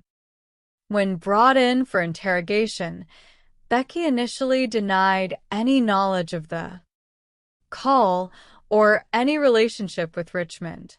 However, when confronted with the carrier records, she admitted to deleting the call, claiming she did so because she feared it would make her look suspicious. She insisted that her conversation with Richmond had nothing to do with the shooting and denied having an affair. The investigative focus intensified on Larry Richmond Sr., his son Larry. Richmond Jr. worked at a local pawn shop from which a Taurus Judge revolver had recently been reported stolen. Larry Jr. eventually confessed to stealing the firearm and giving it to his father. He also revealed a critical piece of information. His father had buried a container of firearms in the backyard of the residence he shared with Mandy. Surveillance footage from a neighboring property confirmed this lead, showing Larry Richmond Sr. carrying a container and a shovel into the backyard under the cover of darkness. Detectives excavated the yard and recovered several firearms, though the specific murder weapon was not among them. The psychological dimension of the conspiracy became clear through the testimony of an inmate, Muhammad, who had shared a cell with Larry Richmond Sr. Muhammad reported that Richmond had confessed to the murder, stating that he and Becky had been engaged in a secret affair. According to the informant, Richmond believed that by eliminating Robbie, Becky would secure his firefighter pension, allowing the couple to establish a prosperous life together. Becky's financial focus was confirmed by her own family. Her son Nathan testified that on the very night of the murder, and repeatedly in the days following, his mother had inquired about the logistics of securing Robbie's pension and life insurance policies. He recounted his frustration with her apparent lack of grief and her immediate focus on financial gain. In 2022, Becky was brought to trial for murder and conspiracy to commit murder. The prosecution presented a powerful circumstantial case, highlighting the deleted phone call, her financial motivation, and her secret relationship with Richmond, which was confirmed by Larry Jr.'s testimony regarding witnessing a romantic encounter between them. Despite her protestations of innocence, the jury returned a guilty verdict after 4 hours of deliberation. Becky was sentenced to 90 years in prison. Larry Richmond Sr. was subsequently tried in December of that year, armed with the location data from his cellular phone, which placed him in the immediate vicinity of Oakley Street at the time of the shooting, and the testimony of his son and fellow inmates. The state secured a conviction for murder. He was sentenced to life in prison without the possibility of parole. For Robbie's children, Lindsay and Nathan, and his fellow firefighters, the double convictions brought a hard-won justice ensuring that those who had betrayed a dedicated public servant would spend the remainder of their lives behind bars. Finally, we turn our analytical gaze to a case that spanned nearly a quarter of a century, originating in the rural railroad town of Willard, Ohio, and culminating in an elaborate theatrical deception in the suburbs of Cincinnati. In October 2001, Regina Roe Hicks was a young mother seeking independence. Having recently separated from her husband, Paul Hicks, she had secured a financial settlement following a fire that destroyed their marital home. With her new resources, she purchased a distinctive white Chevrolet Camaro and was preparing to finalize a divorce. She had recently begun dating a new boyfriend, Mikey Perkins, and was looking forward to a fresh start. On the evening of October 18, 2001, Regina was scheduled to pick up her 4-year-old son, Montana, from Paul, who was staying at the home of his close friend, Steve Gates. Regina never arrived to pick up her son, and she failed to appear at her mother's home. Her sudden disappearance immediately raised alarms among her family, who knew she would never willingly abandon her young son. 4 days later, a local property owner in Huron County noticed an unusual object submerged in a deep pond on his land. Upon closer inspection, authorities recovered a white Chevrolet Camaro submerged within the passenger footwell of the vehicle was the body of Regina Hicks. The initial assessment by some suggested a tragic driving accident, but the forensic pathologist and crime scene investigators quickly identified several anomalous details. Regina's body was positioned entirely on the passenger side, with her feet wedged beneath the console. The driver's seat was pushed back to a position that would accommodate a much taller individual, and the vehicle was stuck in second gear with the driver's side window down. Furthermore, the forensic autopsy revealed 3 blunt force injuries to the top of Regina's scalp. These injuries were not fatal on their own but were sufficient to render her unconscious. Crucially, the presence of pond water and sediment in her nasal cavity indicated that she was still breathing when the vehicle entered the water, establishing drowning as the cause of death. The toxicology report was entirely negative for alcohol or drugs, despite strong suspicions pointing toward Paul Hicks, who faced significant child support obligations if the divorce proceeded. Investigators lacked the physical or testimonial evidence required to secure an indictment. Paul maintained a firm alibi, claiming he and his friend Steve Gates had waited for Regina all evening and that she had simply failed to appear. The case grew cold, leaving Regina's mother, Losella, to wage a tireless, decades-long campaign for justice before her passing from cancer. 14 years later, in June 2015, in the Cincinnati suburb of Goshen, Ohio, an arson occurred at a home owned by Paul Hicks. The home, purchased as an investment property, was destroyed in a massive blaze in the middle of the night. Paul, who was working out of town at the time, cooperated with investigators and retrieved a high-definition surveillance system that had survived the fire inside a fireproof safe. The surveillance footage captured a deeply disturbing scene. Two individuals, clad in protective Tyvek suits, entered the home and poured gasoline throughout the structure before igniting it. Crucially, one of the individuals, a female with long, curly blonde hair, stopped and looked directly into the camera, exposing her face. Paul Hicks immediately identified the woman as his ex-girlfriend, Kelly, with whom he was engaged in a bitter custody dispute over their young son.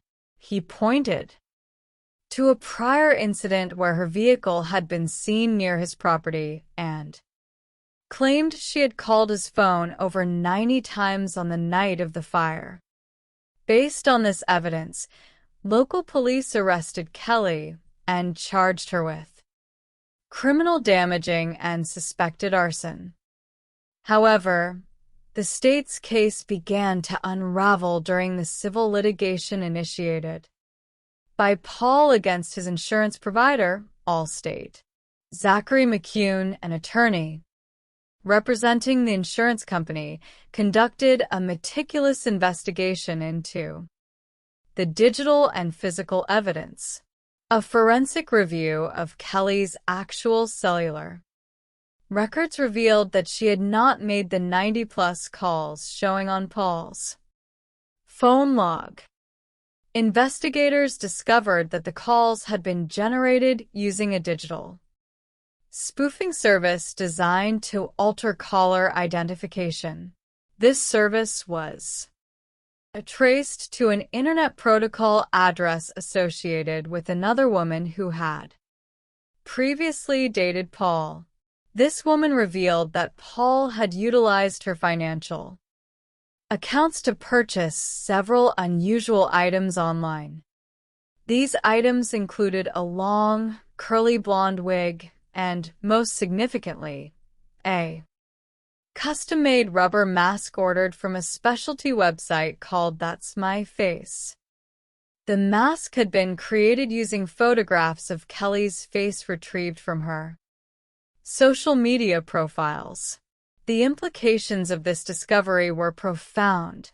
Paul Hicks had orchestrated the destruction of his own home and hired accomplices to wear a custom mask of his ex-girlfriend's face to frame her for arson and secure custody of their son.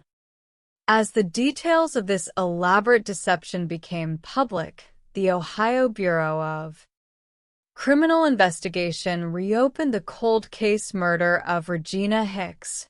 They recognized a clear behavioral pattern of extreme control, manipulation, and the staging of crimes to evade responsibility. The renewed investigation received significant public attention through the work of a local podcaster, Ashley Ford, who highlighted the unresolved discrepancies in the 2001 murder. The public pressure and the meticulous work of BCI detectives ultimately focused on Paul's lifelong friend, Steve Gates. Faced with the prospect of prosecution for his role in the cover-up and the overwhelming evidence of Paul's manipulative history, Steve Gates agreed to cooperate with the authorities in exchange for transactional immunity. For the first time in 24 years, the truth of what occurred on the night of October 18, 2001, was revealed. Gates testified that Regina had indeed arrived at his property to pick up Montana. An argument ensued between Regina and Paul regarding child custody and support. During the confrontation, Paul assaulted Regina, rendering her unconscious. Realizing what he had done, Paul placed her in the passenger seat of her Camaro and forced Gates to follow him to the remote pond in Paul's vehicle. Paul drove the Camaro into the deep water, allowing it to submerge with a unconscious Regina inside. He subsequently escaped through the open window, joined Gates in the escape vehicle, and returned home. On the journey back, Paul used his mobile phone to call Regina's cellular phone, a calculated attempt to create a digital alibi showing he was still trying to contact her after her departure. In April 2025, Paul Hicks was indicted and subsequently arrested for the murder and kidnapping of Regina Hicks. During his trial, the prosecution presented a powerful narrative of control and deception, connecting the staging of the 2001 vehicle drowning with the elaborate custom mask arson of 2015.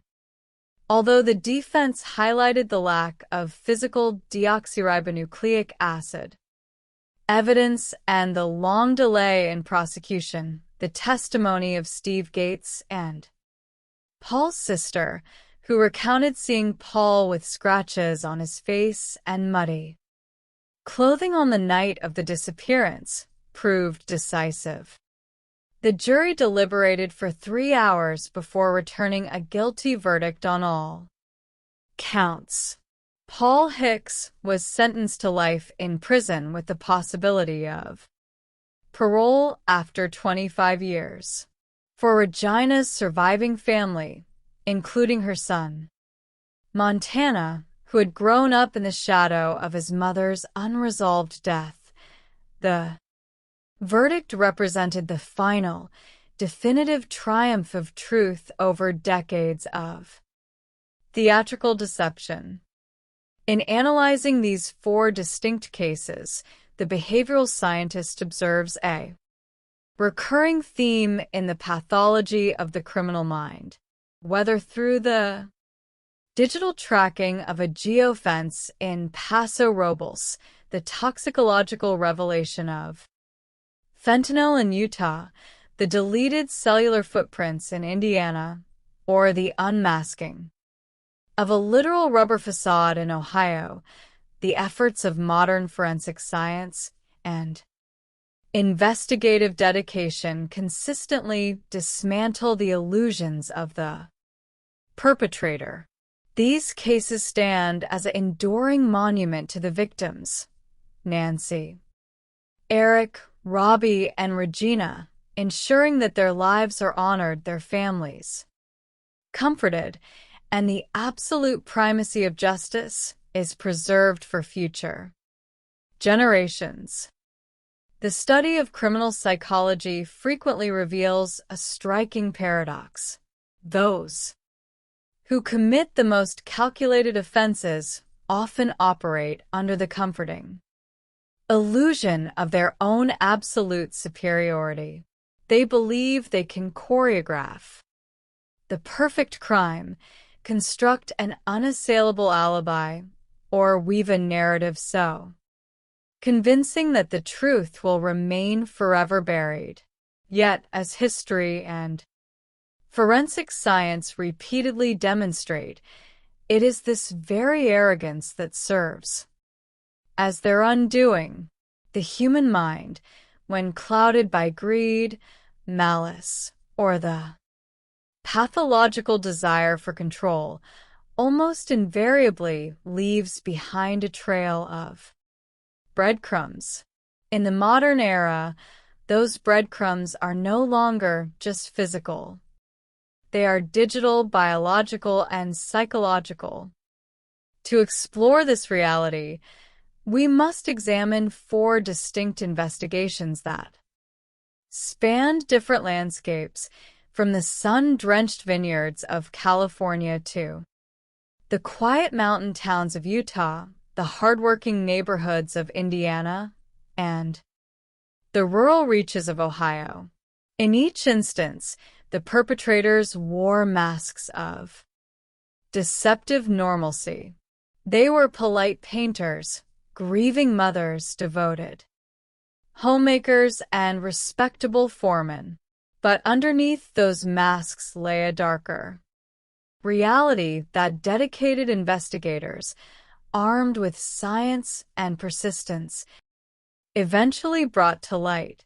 This is a study of those cases, the psychological mechanisms of the offenders, and the relentless pursuit of justice that restored balance to the communities they shattered.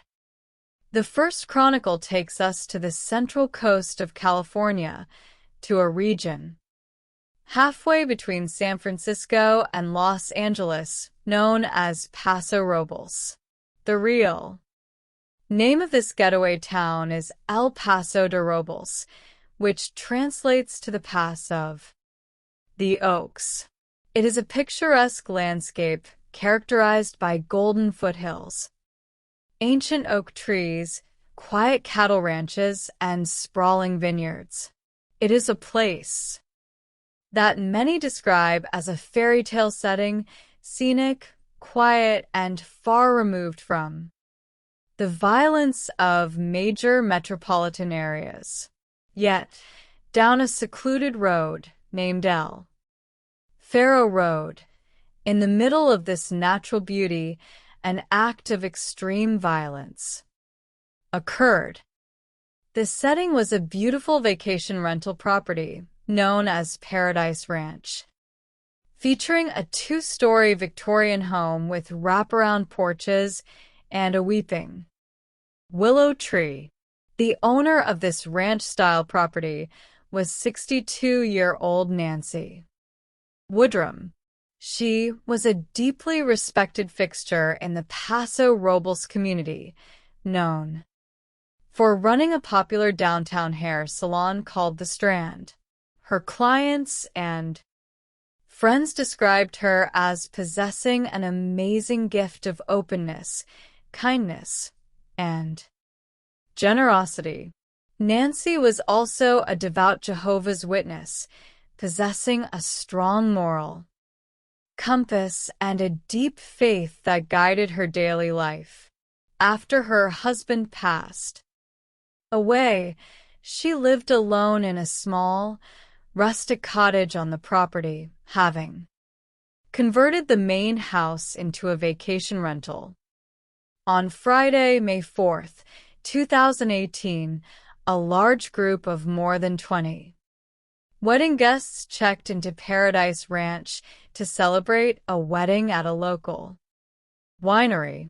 The bride had found the property online, and she, along with her bridesmaids and close friends, looked forward to a perfect weekend.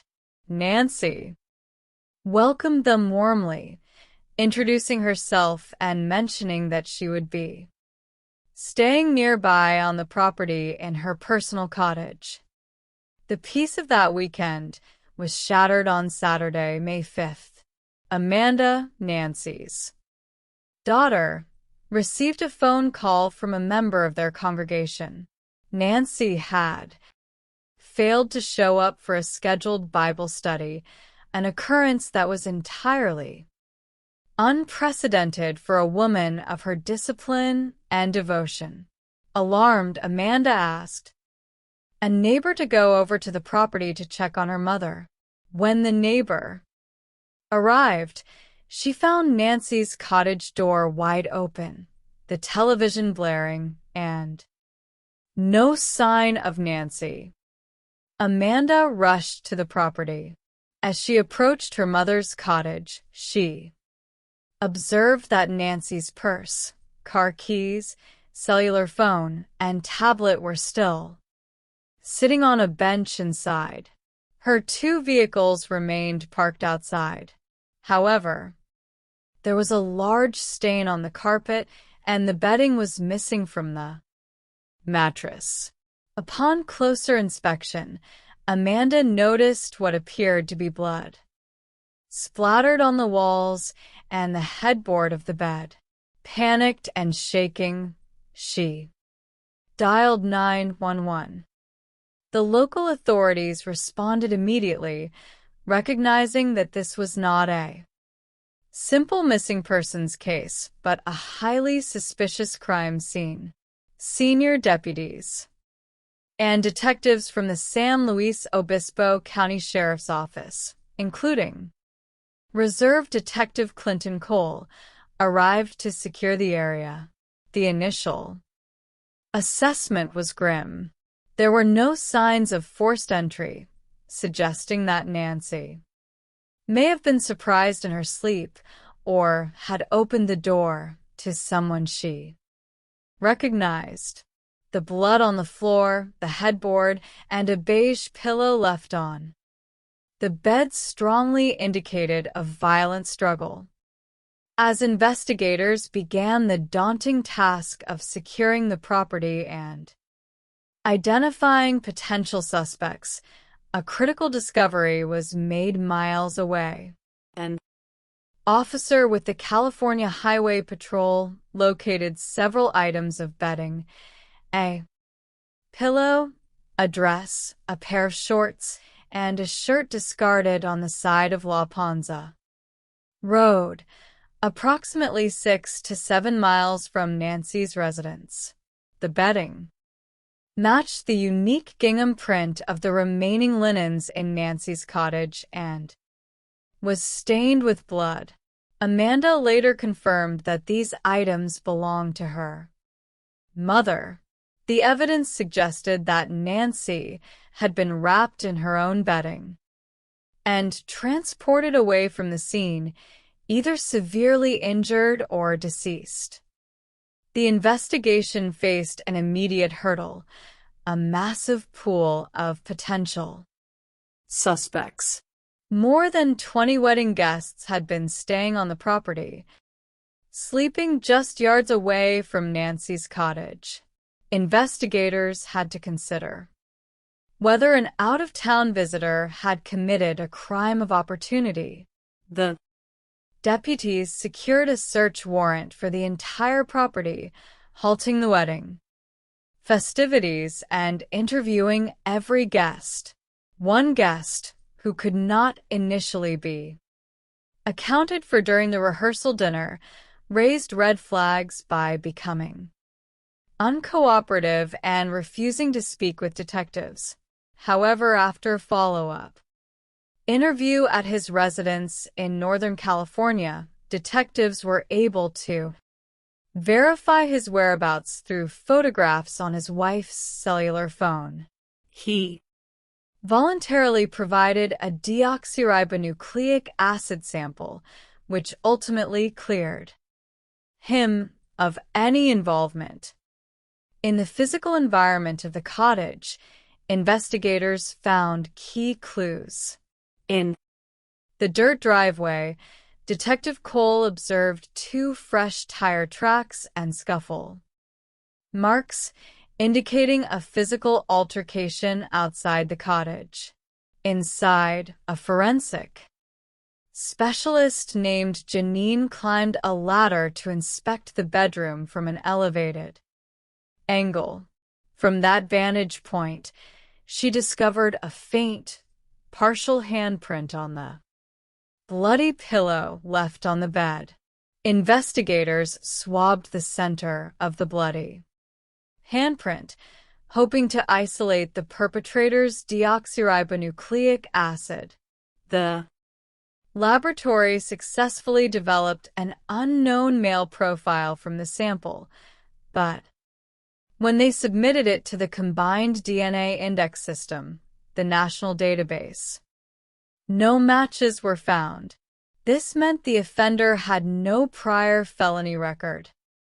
Investigators then turned their attention to other individuals who had access to the property.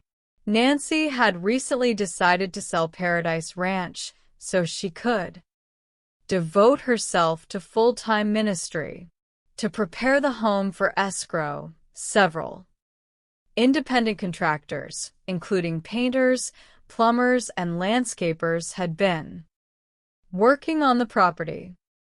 Among those interviewed was Sean Bloom, a general contractor who had recently been fired by Nancy after a heated dispute over the quality of his work and outstanding payments. Bloom had sent contentious text messages threatening legal action if he was not paid quickly. While he initially refused to provide a biological sample without consulting his attorney, he later came forward voluntarily. His deoxyribonucleic acid did not match the profile found on the pillow, clearing him of suspicion. The detectives also investigated Nancy's son, Chad, with whom she had experienced a strained and bitter relationship. The two had not spoken face to face in several years, and Chad harbored resentment toward his upbringing. On the night before Nancy disappeared, they had exchanged text messages as Nancy tried to find common ground with him. Chad refused to come to the sheriff's station to provide a voluntary sample, expressing a deep distrust of law enforcement.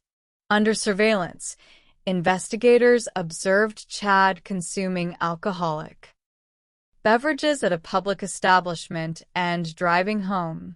He was subsequently stopped for driving with an open container and the discarded beverage bottles from his truck were collected and sent to the laboratory.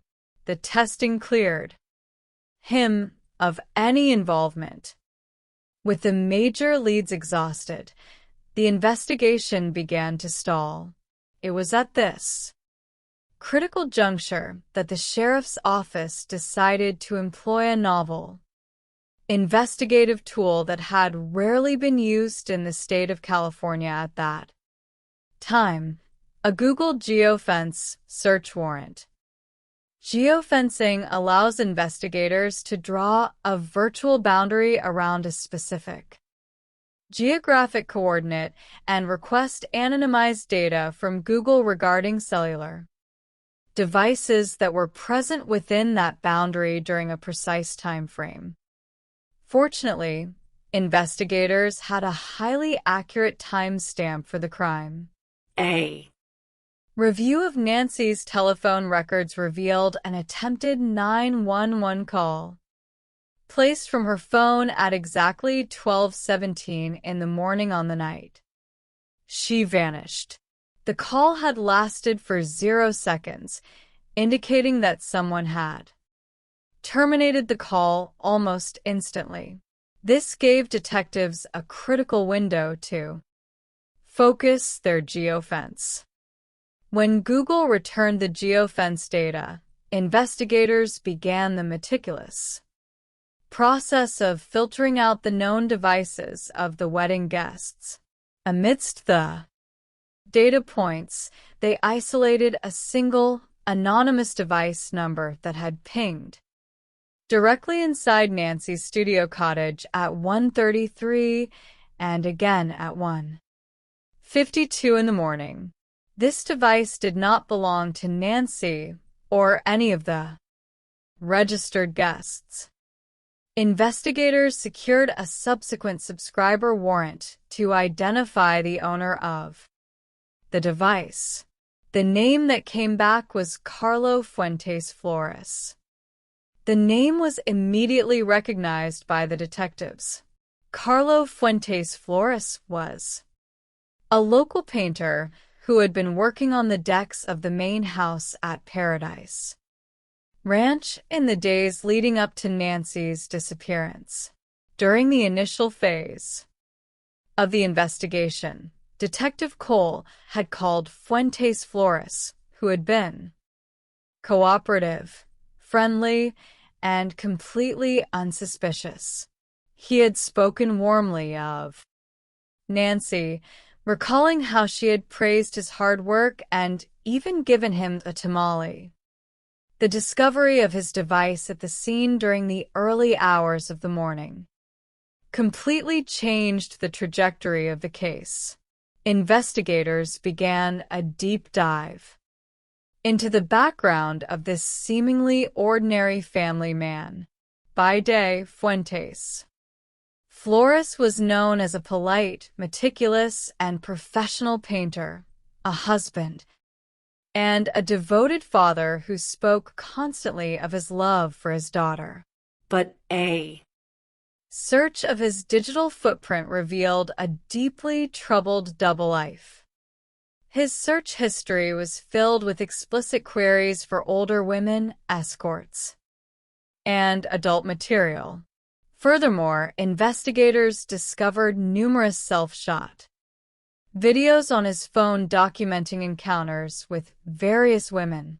It became clear that Fuentes Flores harbored secret, compulsive desires that contrasted sharply with his public persona. To secure an arrest, investigators needed to connect him directly to the physical evidence in Nancy's cottage. They initiated a discreet surveillance operation using a specialized tactical unit. They followed Fuentes Flores to a local restaurant where he had lunch with his wife. When he departed, he left a plastic soda bottle on the table because the item was left in a public place. Detectives legally retrieved it and submitted it for urgent testing. The deoxyribonucleic acid extracted from the bottle matched the profile found within the bloody handprint on Nancy's pillow. On the morning of his interrogation, Fuentes Flores was brought into the interview room at the sheriff's station. The detectives, including Clinton Cole, began by questioning him casually about his work on the property, establishing his familiarity with the layout of Paradise Ranch. Fuentes Flores claimed he did not even know that Nancy lived in the small cottage, asserting that he only worked on the main house. The detectives then began to apply pressure, revealing that they possessed advanced technological and biological evidence. When they confronted him with the reality of their findings, his demeanor shifted visibly. The polite, confident facade crumbled. He fell silent, his chest heaving, and admitted that he had made a mistake. Fuentes Flores initially attempted to minimize his culpability by spinning a tale of a tragic accident.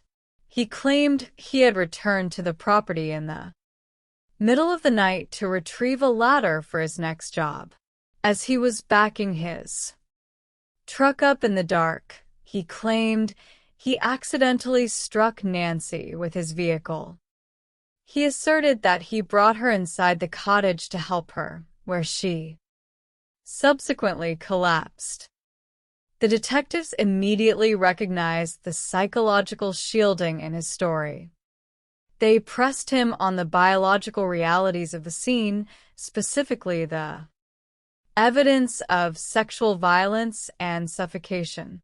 Realizing the futility of his lie, Fuentes Flores confessed to the truth. He admitted that he had gone to the property that night with the intent to sexually assault Nancy. He entered her cottage, attacked her in her bed, raped her, and then smothered her with a pillow for approximately 45 minutes to prevent her from identifying him.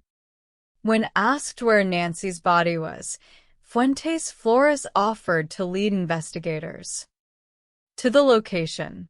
He was placed in a police vehicle and directed detectives deep into the remote, arid landscape of the Carrizo Plain, nearly an hour's drive from Paso Robles.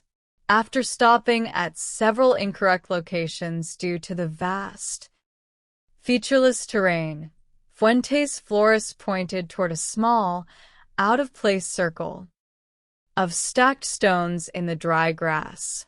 There, investigators discovered Nancy's skeletal remains, which had been scattered by wild animals.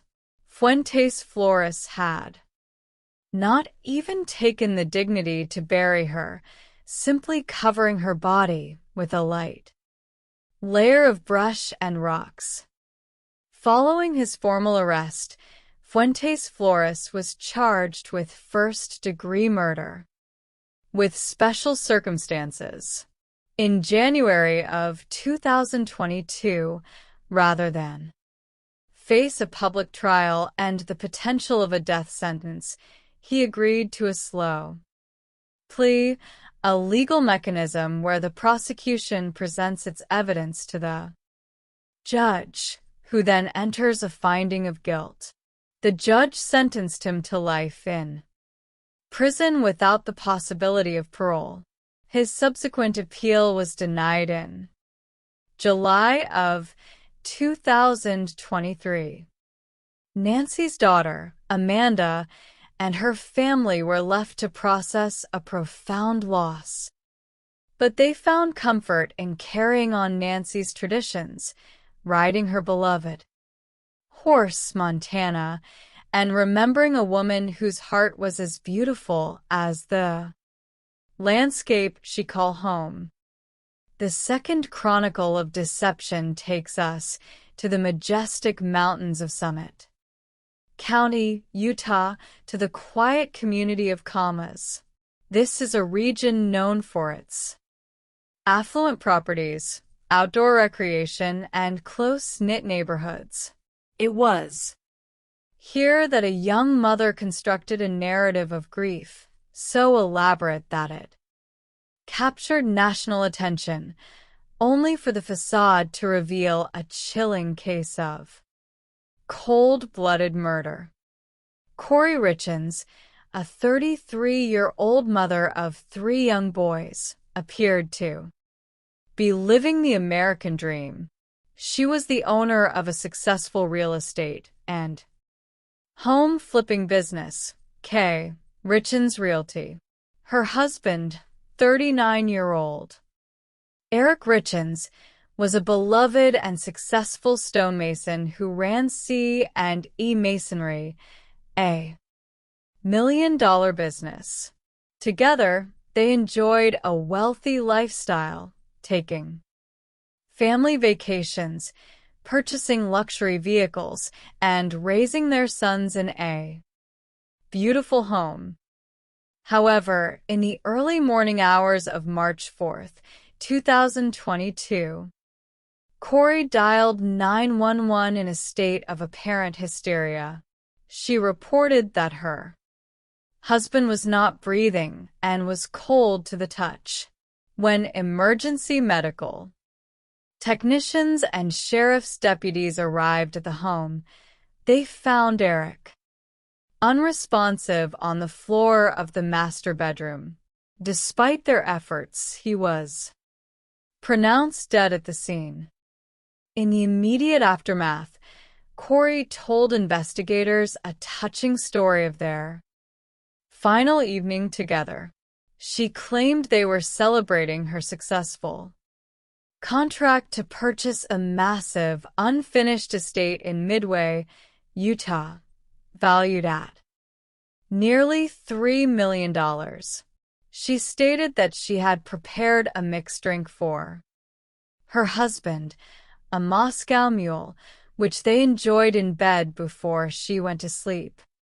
In her son's room to comfort him during a night terror, she claimed that when she returned to the master bedroom at approximately 3 a.m, she found Eric cold and lifeless.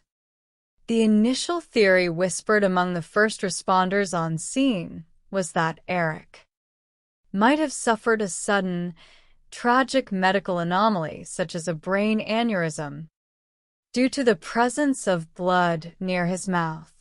But the subsequent autopsy and toxicology reports shattered this assumption. The medical examiner determined that Eric Richens had died from an acute oral overdose of fentanyl. The concentration of the drug in his system was 5 times the lethal limit, and notably, it was illicitly manufactured, non-medical grade fentanyl. The discovery of a lethal drug overdose in a healthy, athletic man who was known to abstain from illicit drug use launched an intensive criminal investigation. As detectives began to peel back the layers of the Richens marriage, they discovered a reality that was vastly different from the perfect image Corey projected to the world. The financial records painted a picture of extreme distress. Corey's real estate business was suffocating under millions of dollars of debt. She had taken out massive, high-interest hard money loans to fund her ambitious home flipping projects, including the Midway Mansion. Investigators discovered that in 2020, Corey had forged Eric's signature on a $250,000 line of credit against their family home, which Eric solely owned. When Eric discovered this deception, he was devastated and secretly consulted a divorce attorney. Though they remained together and attended counseling, Eric took decisive steps to protect his assets and his children. He secretly restructured his estate, creating a living trust that named his sister, Katie, as the executor and trustee. He transferred his share of the stonemasonry business and the family home into this trust, explicitly designating his 3 young sons as the sole beneficiaries, effectively cutting Corey out of his estate in the event of his death. 2 days after Eric's passing, the tension between the families erupted into physical violence when Corey attempted to access a safe in the home containing Eric's will. Eric's sister, Amy, confronted her, revealing that Corey had been excluded from the estate. A physical altercation ensued, resulting in Corey being arrested and later pleading no contest to an assault charge. Despite the mounting suspicion and the ongoing investigation, Corey began to write a new chapter of deception, claiming she wanted to help her sons cope with the sudden loss of their father. She authored a children's grief book titled Are You With Me? The book, which featured illustrations of Eric as an angel watching over his sons, was dedicated to her amazing husband. Corey embarked on a public relations campaign, appearing on local television stations to promote the book and sharing her journey as a grieving widow. But behind her public display of empathy, investigators were assembling a damning timeline of events leading up to Eric's death.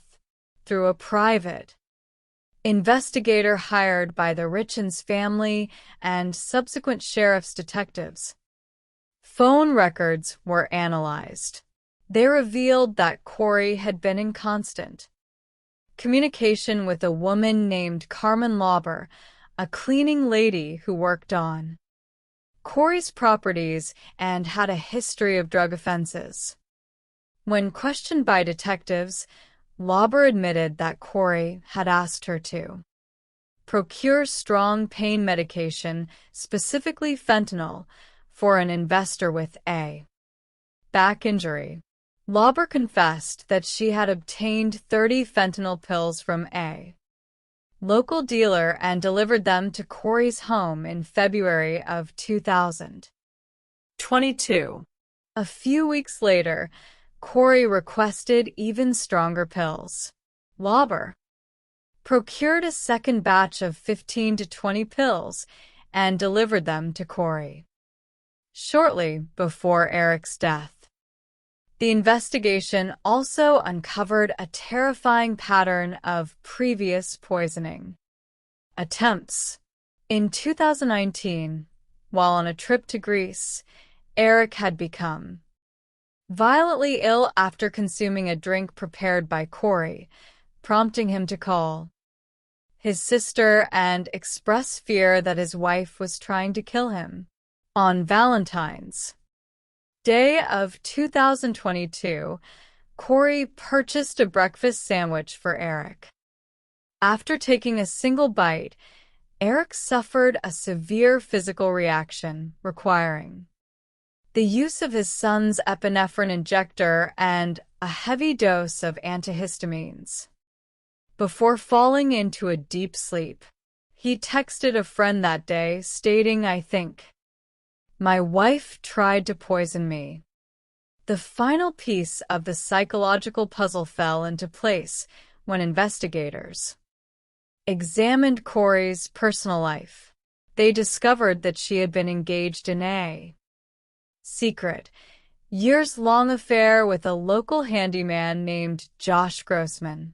The text messages between them revealed a passionate and desperate relationship, with Corey promising Grossman a future together once she was free from her marriage and possessed the millions of dollars from the Midway Mansion estate.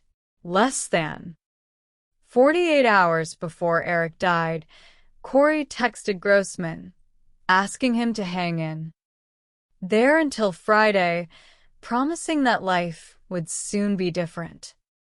In May of 2003, Corey Richens was arrested and charged with aggravated murder and possession of controlled substances with intent to distribute. While held in the Summit County Jail, her pattern of manipulation continued. During a routine search of her cell, deputies discovered a handwritten, four-page letter hidden in her Bible. The letter, which became known as the Walk the Dog letter, was addressed to her mother and instructed her to tell Corey's brother, Ronnie, to fabricate testimony claiming that Eric had obtained fentanyl from Mexico. During her high-profile trial, the prosecution presented a mountain of financial, digital, and testimonial evidence. The jury listened to the emotional testimony of Carmen Lauber, her drug dealer, and a devastated Josh Grossman, who wept on the stand as his private text messages were read to the court. The defense, attempting to argue that Eric had died of an accidental self-administered overdose, made the stunning and controversial decision to rest their case without calling a single witness or presenting a defense. After deliberating for less than 3 hours, the jury of 8 found Corey Richens guilty of aggravated murder and all related charges. Her parental rights were subsequently terminated, and her 3 sons were adopted by Eric's sister. On May 13th, which would have been Eric's 44th birthday, Corey was returned to the courtroom to face a sentence of life in prison without the possibility of parole, her elaborate fiction of grief finally exposed as a calculated act of murder. The third chronicle of domestic betrayal takes us to the city of Evansville, Indiana, on a cold night in February of 2019. This is a story of a dedicated civil servant, a beloved firefighter named Robert Dorr, who spent nearly 3 decades risking his life to protect his community, only to be ambushed and executed in his own driveway. Robert Dorr, 51 years old, was a respected leader within the Evansville Fire Department. He was known for training rookies, saving lives, and working multiple jobs, including managing a local Taco John's restaurant, to provide for his family. He had recently married Elizabeth Becky Fox, a woman who had been married 5 times previously and sought a stable, picture-perfect life. On the evening of February 26, 2019, Robert arrived home at his Oakley Street residence after working a grueling 12-hour shift. Within moments of his headlights illuminating the driveway, a series of gunshots rang out. Neighbors reported hearing 5 rapid popping sounds. Elizabeth called 911, screaming that her husband had been shot and was lying in a pool of blood. When police officers and fellow firefighters arrived, they found Robert unresponsive on the concrete, despite immediate attempts at cardiopulmonary resuscitation. He was pronounced dead. The loss of a firefighter sent shockwaves through the community, and his fellow first responders escorted his body to the coroner's office in a solemn procession of fire trucks. The initial investigation yielded very little physical evidence. There were no shell casings left at the scene, which was highly unusual for a shooting. However, during the autopsy, the forensic pathologist recovered a mixture of different ammunition types from Robert's body, including jacketed projectiles, ball ammunition, and plastic shotgun wadding. A ballistics expert determined that the killer had used a highly unique firearm, a Taurus Judge revolver, a weapon capable of firing both shotgun shells and traditional pistol rounds in a single cylinder. As investigators constructed their war room, placing Robert at the center of their whiteboard, they began to analyze the dynamics of the Dorr marriage. They discovered a relationship marred by severe financial strain and suspicion. Robert had accumulated significant debt to fund Elizabeth's spending habits, which included a brand new vehicle and expensive home furnishings. Robert had also begun to suspect Elizabeth of infidelity, noting in a handwritten letter found in the home that she constantly deleted her text messages and hid her cellular phone. A crucial breakthrough occurred when investigators turned their attention to Elizabeth's sister, Mandy, and her fiancé, Larry Richmond Sr. Richmond Sr. was a convicted murderer who had recently been released on probation. After serving a 20-year sentence, investigators discovered that Richmond Sr. had a close relationship with Elizabeth and that his son, Larry Richmond Jr., had worked at a local pawn shop where a Taurus Judge revolver had recently been reported stolen. When police analyzed the digital records of Elizabeth's cellular phone, they discovered a critical anomaly. Elizabeth had deleted her call history from the night of the murder. However, direct records from the cellular service provider revealed a 4-minute and 18-second phone call between Elizabeth and Larry Richmond Sr. just minutes before Robert was killed. Elizabeth had explicitly lied to detectives, denying any communication with Richmond Sr. That night, the investigation intensified when neighbors' surveillance footage captured Larry Richmond Sr. carrying a large box into the backyard of his residence and burying it near a fire pit shortly after the murder. Acting on this lead, detectives excavated the area and recovered a hidden cache of firearms. While the specific murder weapon was not among them, the discovery of the buried Weapons violated Richmond Sr.'s probation, allowing authorities to hold him in custody. During subsequent interviews, investigators broke through Elizabeth's denials, forcing her to admit that she had deleted the phone calls to conceal her relationship with Richmond Sr. Furthermore, Larry Richmond Jr. took the stand, testifying that he had witnessed his father and Elizabeth kissing behind Robert's home, confirming a clandestine affair. The final piece of evidence came from a jailhouse informant who had shared a cell with Larry Richmond Sr. The informant testified that Richmond Sr. had confessed to the murder, explaining that he and Elizabeth had plotted to kill Robert so they could be together and claim Robert's substantial firefighter pension. In 2022, Elizabeth Fox Dorr was brought to trial for murder and conspiracy to commit murder.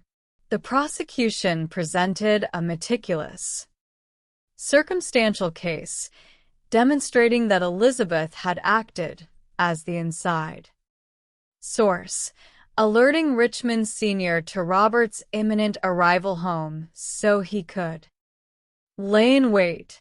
The jury found Elizabeth guilty on all counts, and she was sentenced to 90 years in prison. The following year, Larry Richmond Sr. was tried and convicted of murder. He was sentenced to life in prison without the possibility of parole. While the family of Robert Dorr continues to grieve his absence, they find solace in knowing that the two individuals who conspired to take his life will spend the remainder of their days behind bars, and the Evansville Fire Department dedicated their newest fire engine in honor of their fallen hero.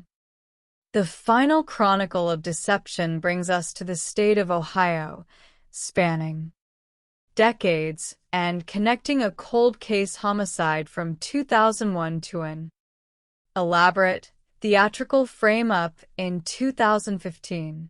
It is a psychological study of a controlling and vindictive personality whose absolute need for dominance ultimately led to his downfall. On June 18, 2015, in the suburb of Goshen, Ohio, a massive structure fire consumed a residence owned by Paul Hicks, a railroad foreman. Firefighters arrived in the middle of the night to find flames bursting from every window. A search of the home revealed no victims, but investigators discovered 2 5-gallon gasoline cans inside, suggesting that the fire had been intentionally set. When Paul Hicks arrived at the scene from a hotel in northern Ohio where he claimed to have been staying for work, he pointed investigators toward a fireproof gun safe in the ruins. Inside was a digital video recorder that had survived the heat. When investigators reviewed the high-definition surveillance footage, they were stunned. The cameras had captured 2 individuals wearing white protective suits entering the home, pouring gasoline, and carrying out a television. The female suspect had long, curly blonde hair and looked directly into the camera. Paul Hicks immediately identified the woman as his ex-girlfriend, Kelly, with whom he was engaged in a bitter child custody battle. He claimed she had been harassing him, making over 90 phone calls to his phone the night of the fire, and had previously vandalized his hot tub. Based on Paul's identification and the outstanding warrant from the hot tub incident, Kelly was arrested. She was terrified and confused, maintaining her absolute innocence and insisting she had been asleep at her mother's home miles away. The civil and criminal investigators, including attorney Zachary McCune, began to look closer at the evidence. They discovered that the digital records did not match.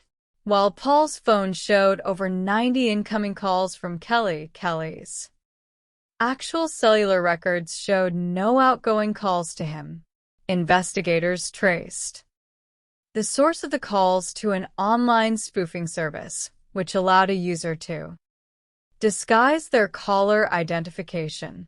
The Internet Protocol address used to place the spoofed calls belonged to a mobile phone that had been purchased under the name of another ex-girlfriend of Paul Hicks, but was in Paul's physical possession. The investigation took a truly bizarre turn when detectives executed search warrants and uncovered financial records under the former girlfriend's name. They discovered a purchase for a long, curly blonde wig and, more shockingly, a custom-printed mask from a website called That's My Face. The website had processed multiple photographs of Kelly, which had been taken from Paul's social media, to create a highly realistic, three-dimensional mask of her face. It became clear that Paul Hicks had orchestrated an incredibly elaborate scheme. He had hired accomplices to burn down his own home, instructing the female accomplice to wear the custom mask of Kelly's face and a matching wig, and to look directly at the security cameras to frame Kelly and secure full custody of their son. The insurance company denied his claim, and a civil court entered a $400,000 judgment against him for fraud. Paul was subsequently charged with insurance fraud and sentenced to probation. But the exposure of this bizarre frame-up caught the attention of investigators in Huron County, Ohio, who had been holding onto a cold case homicide from October of 2001. The victim of that unsolved murder was 25-year-old Regina Rowe Hicks, Paul Hicks' first wife. In 2001, Regina and Paul were going through a bitter divorce. Regina had recently received a $60,000 insurance settlement after a fire destroyed their marital home. With her new financial independence, she purchased a white Chevrolet Camaro and began dating another man. She was scheduled to pick up her 4-year-old son, Montana, from Paul's friend's house on the evening of October 18th, but she never arrived. 4 days later, her white Camaro was discovered submerged in a farm pond. Regina's body was found in the passenger seat, with her feet tucked under the console, caked in mud. The driver's seat was pushed far back, indicating a much larger person had driven the vehicle. The autopsy revealed that she had suffered 3 blunt force blows to her scalp, which had incapacitated her, and she had ultimately drowned when the car was driven into the pond. While Paul Hicks was the primary person of interest, he possessed an alibi, and his friend, Stephen Gates, told police that Regina had never arrived at his property that night. With no forensic evidence or admissions, the case went cold for over 2 decades. The turning point came when the Bureau of Criminal Investigation took over the cold case, and a local podcaster named Ashley Ford began to generate significant public interest, explicitly naming Stephen Gates as a key figure. Under pressure, Stephen Gates consulted an attorney and agreed to cooperate with special prosecutors in exchange for an immunity agreement. Gates broke his 24-year silence and revealed the chilling truth. He confessed that on the night of the murder, Regina had arrived at his property to pick up her son. She and Paul got into a violent argument in the driveway. Gates went into his barn to avoid the conflict, and when he returned, he saw Regina's unconscious body in the passenger seat of her Camaro.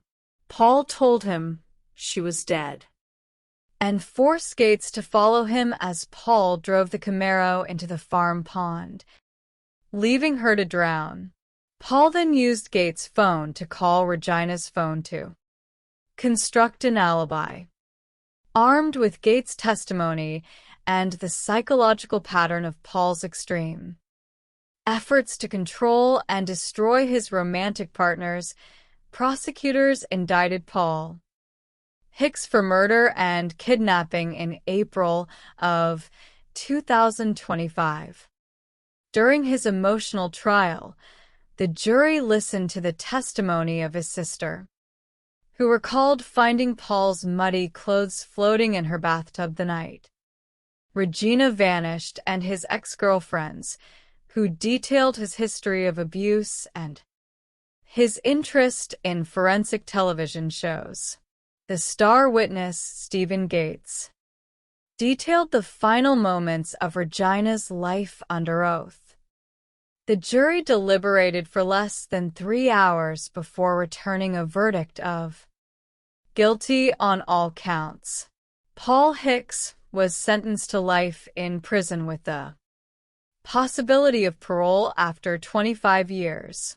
Regina's family, who had waited nearly a quarter of a century for justice, finally received the answers they had desperately sought, and Kelly was able to reclaim her life and her son free from the shadow of a master manipulator. The resolution of these 4 investigations serves as a powerful testament to the triumph of human dedication and forensic science over the calculated designs of the criminal mind, whether through the digital footprints of geofencing, the biological realities of toxicology and deoxyribonucleic acid, or the psychological patterns of behavior, the truth eventually rises to the surface. The perpetrators, in their arrogance, believed they could write their own endings, but they succeeded only in constructing the evidence of their own guilt.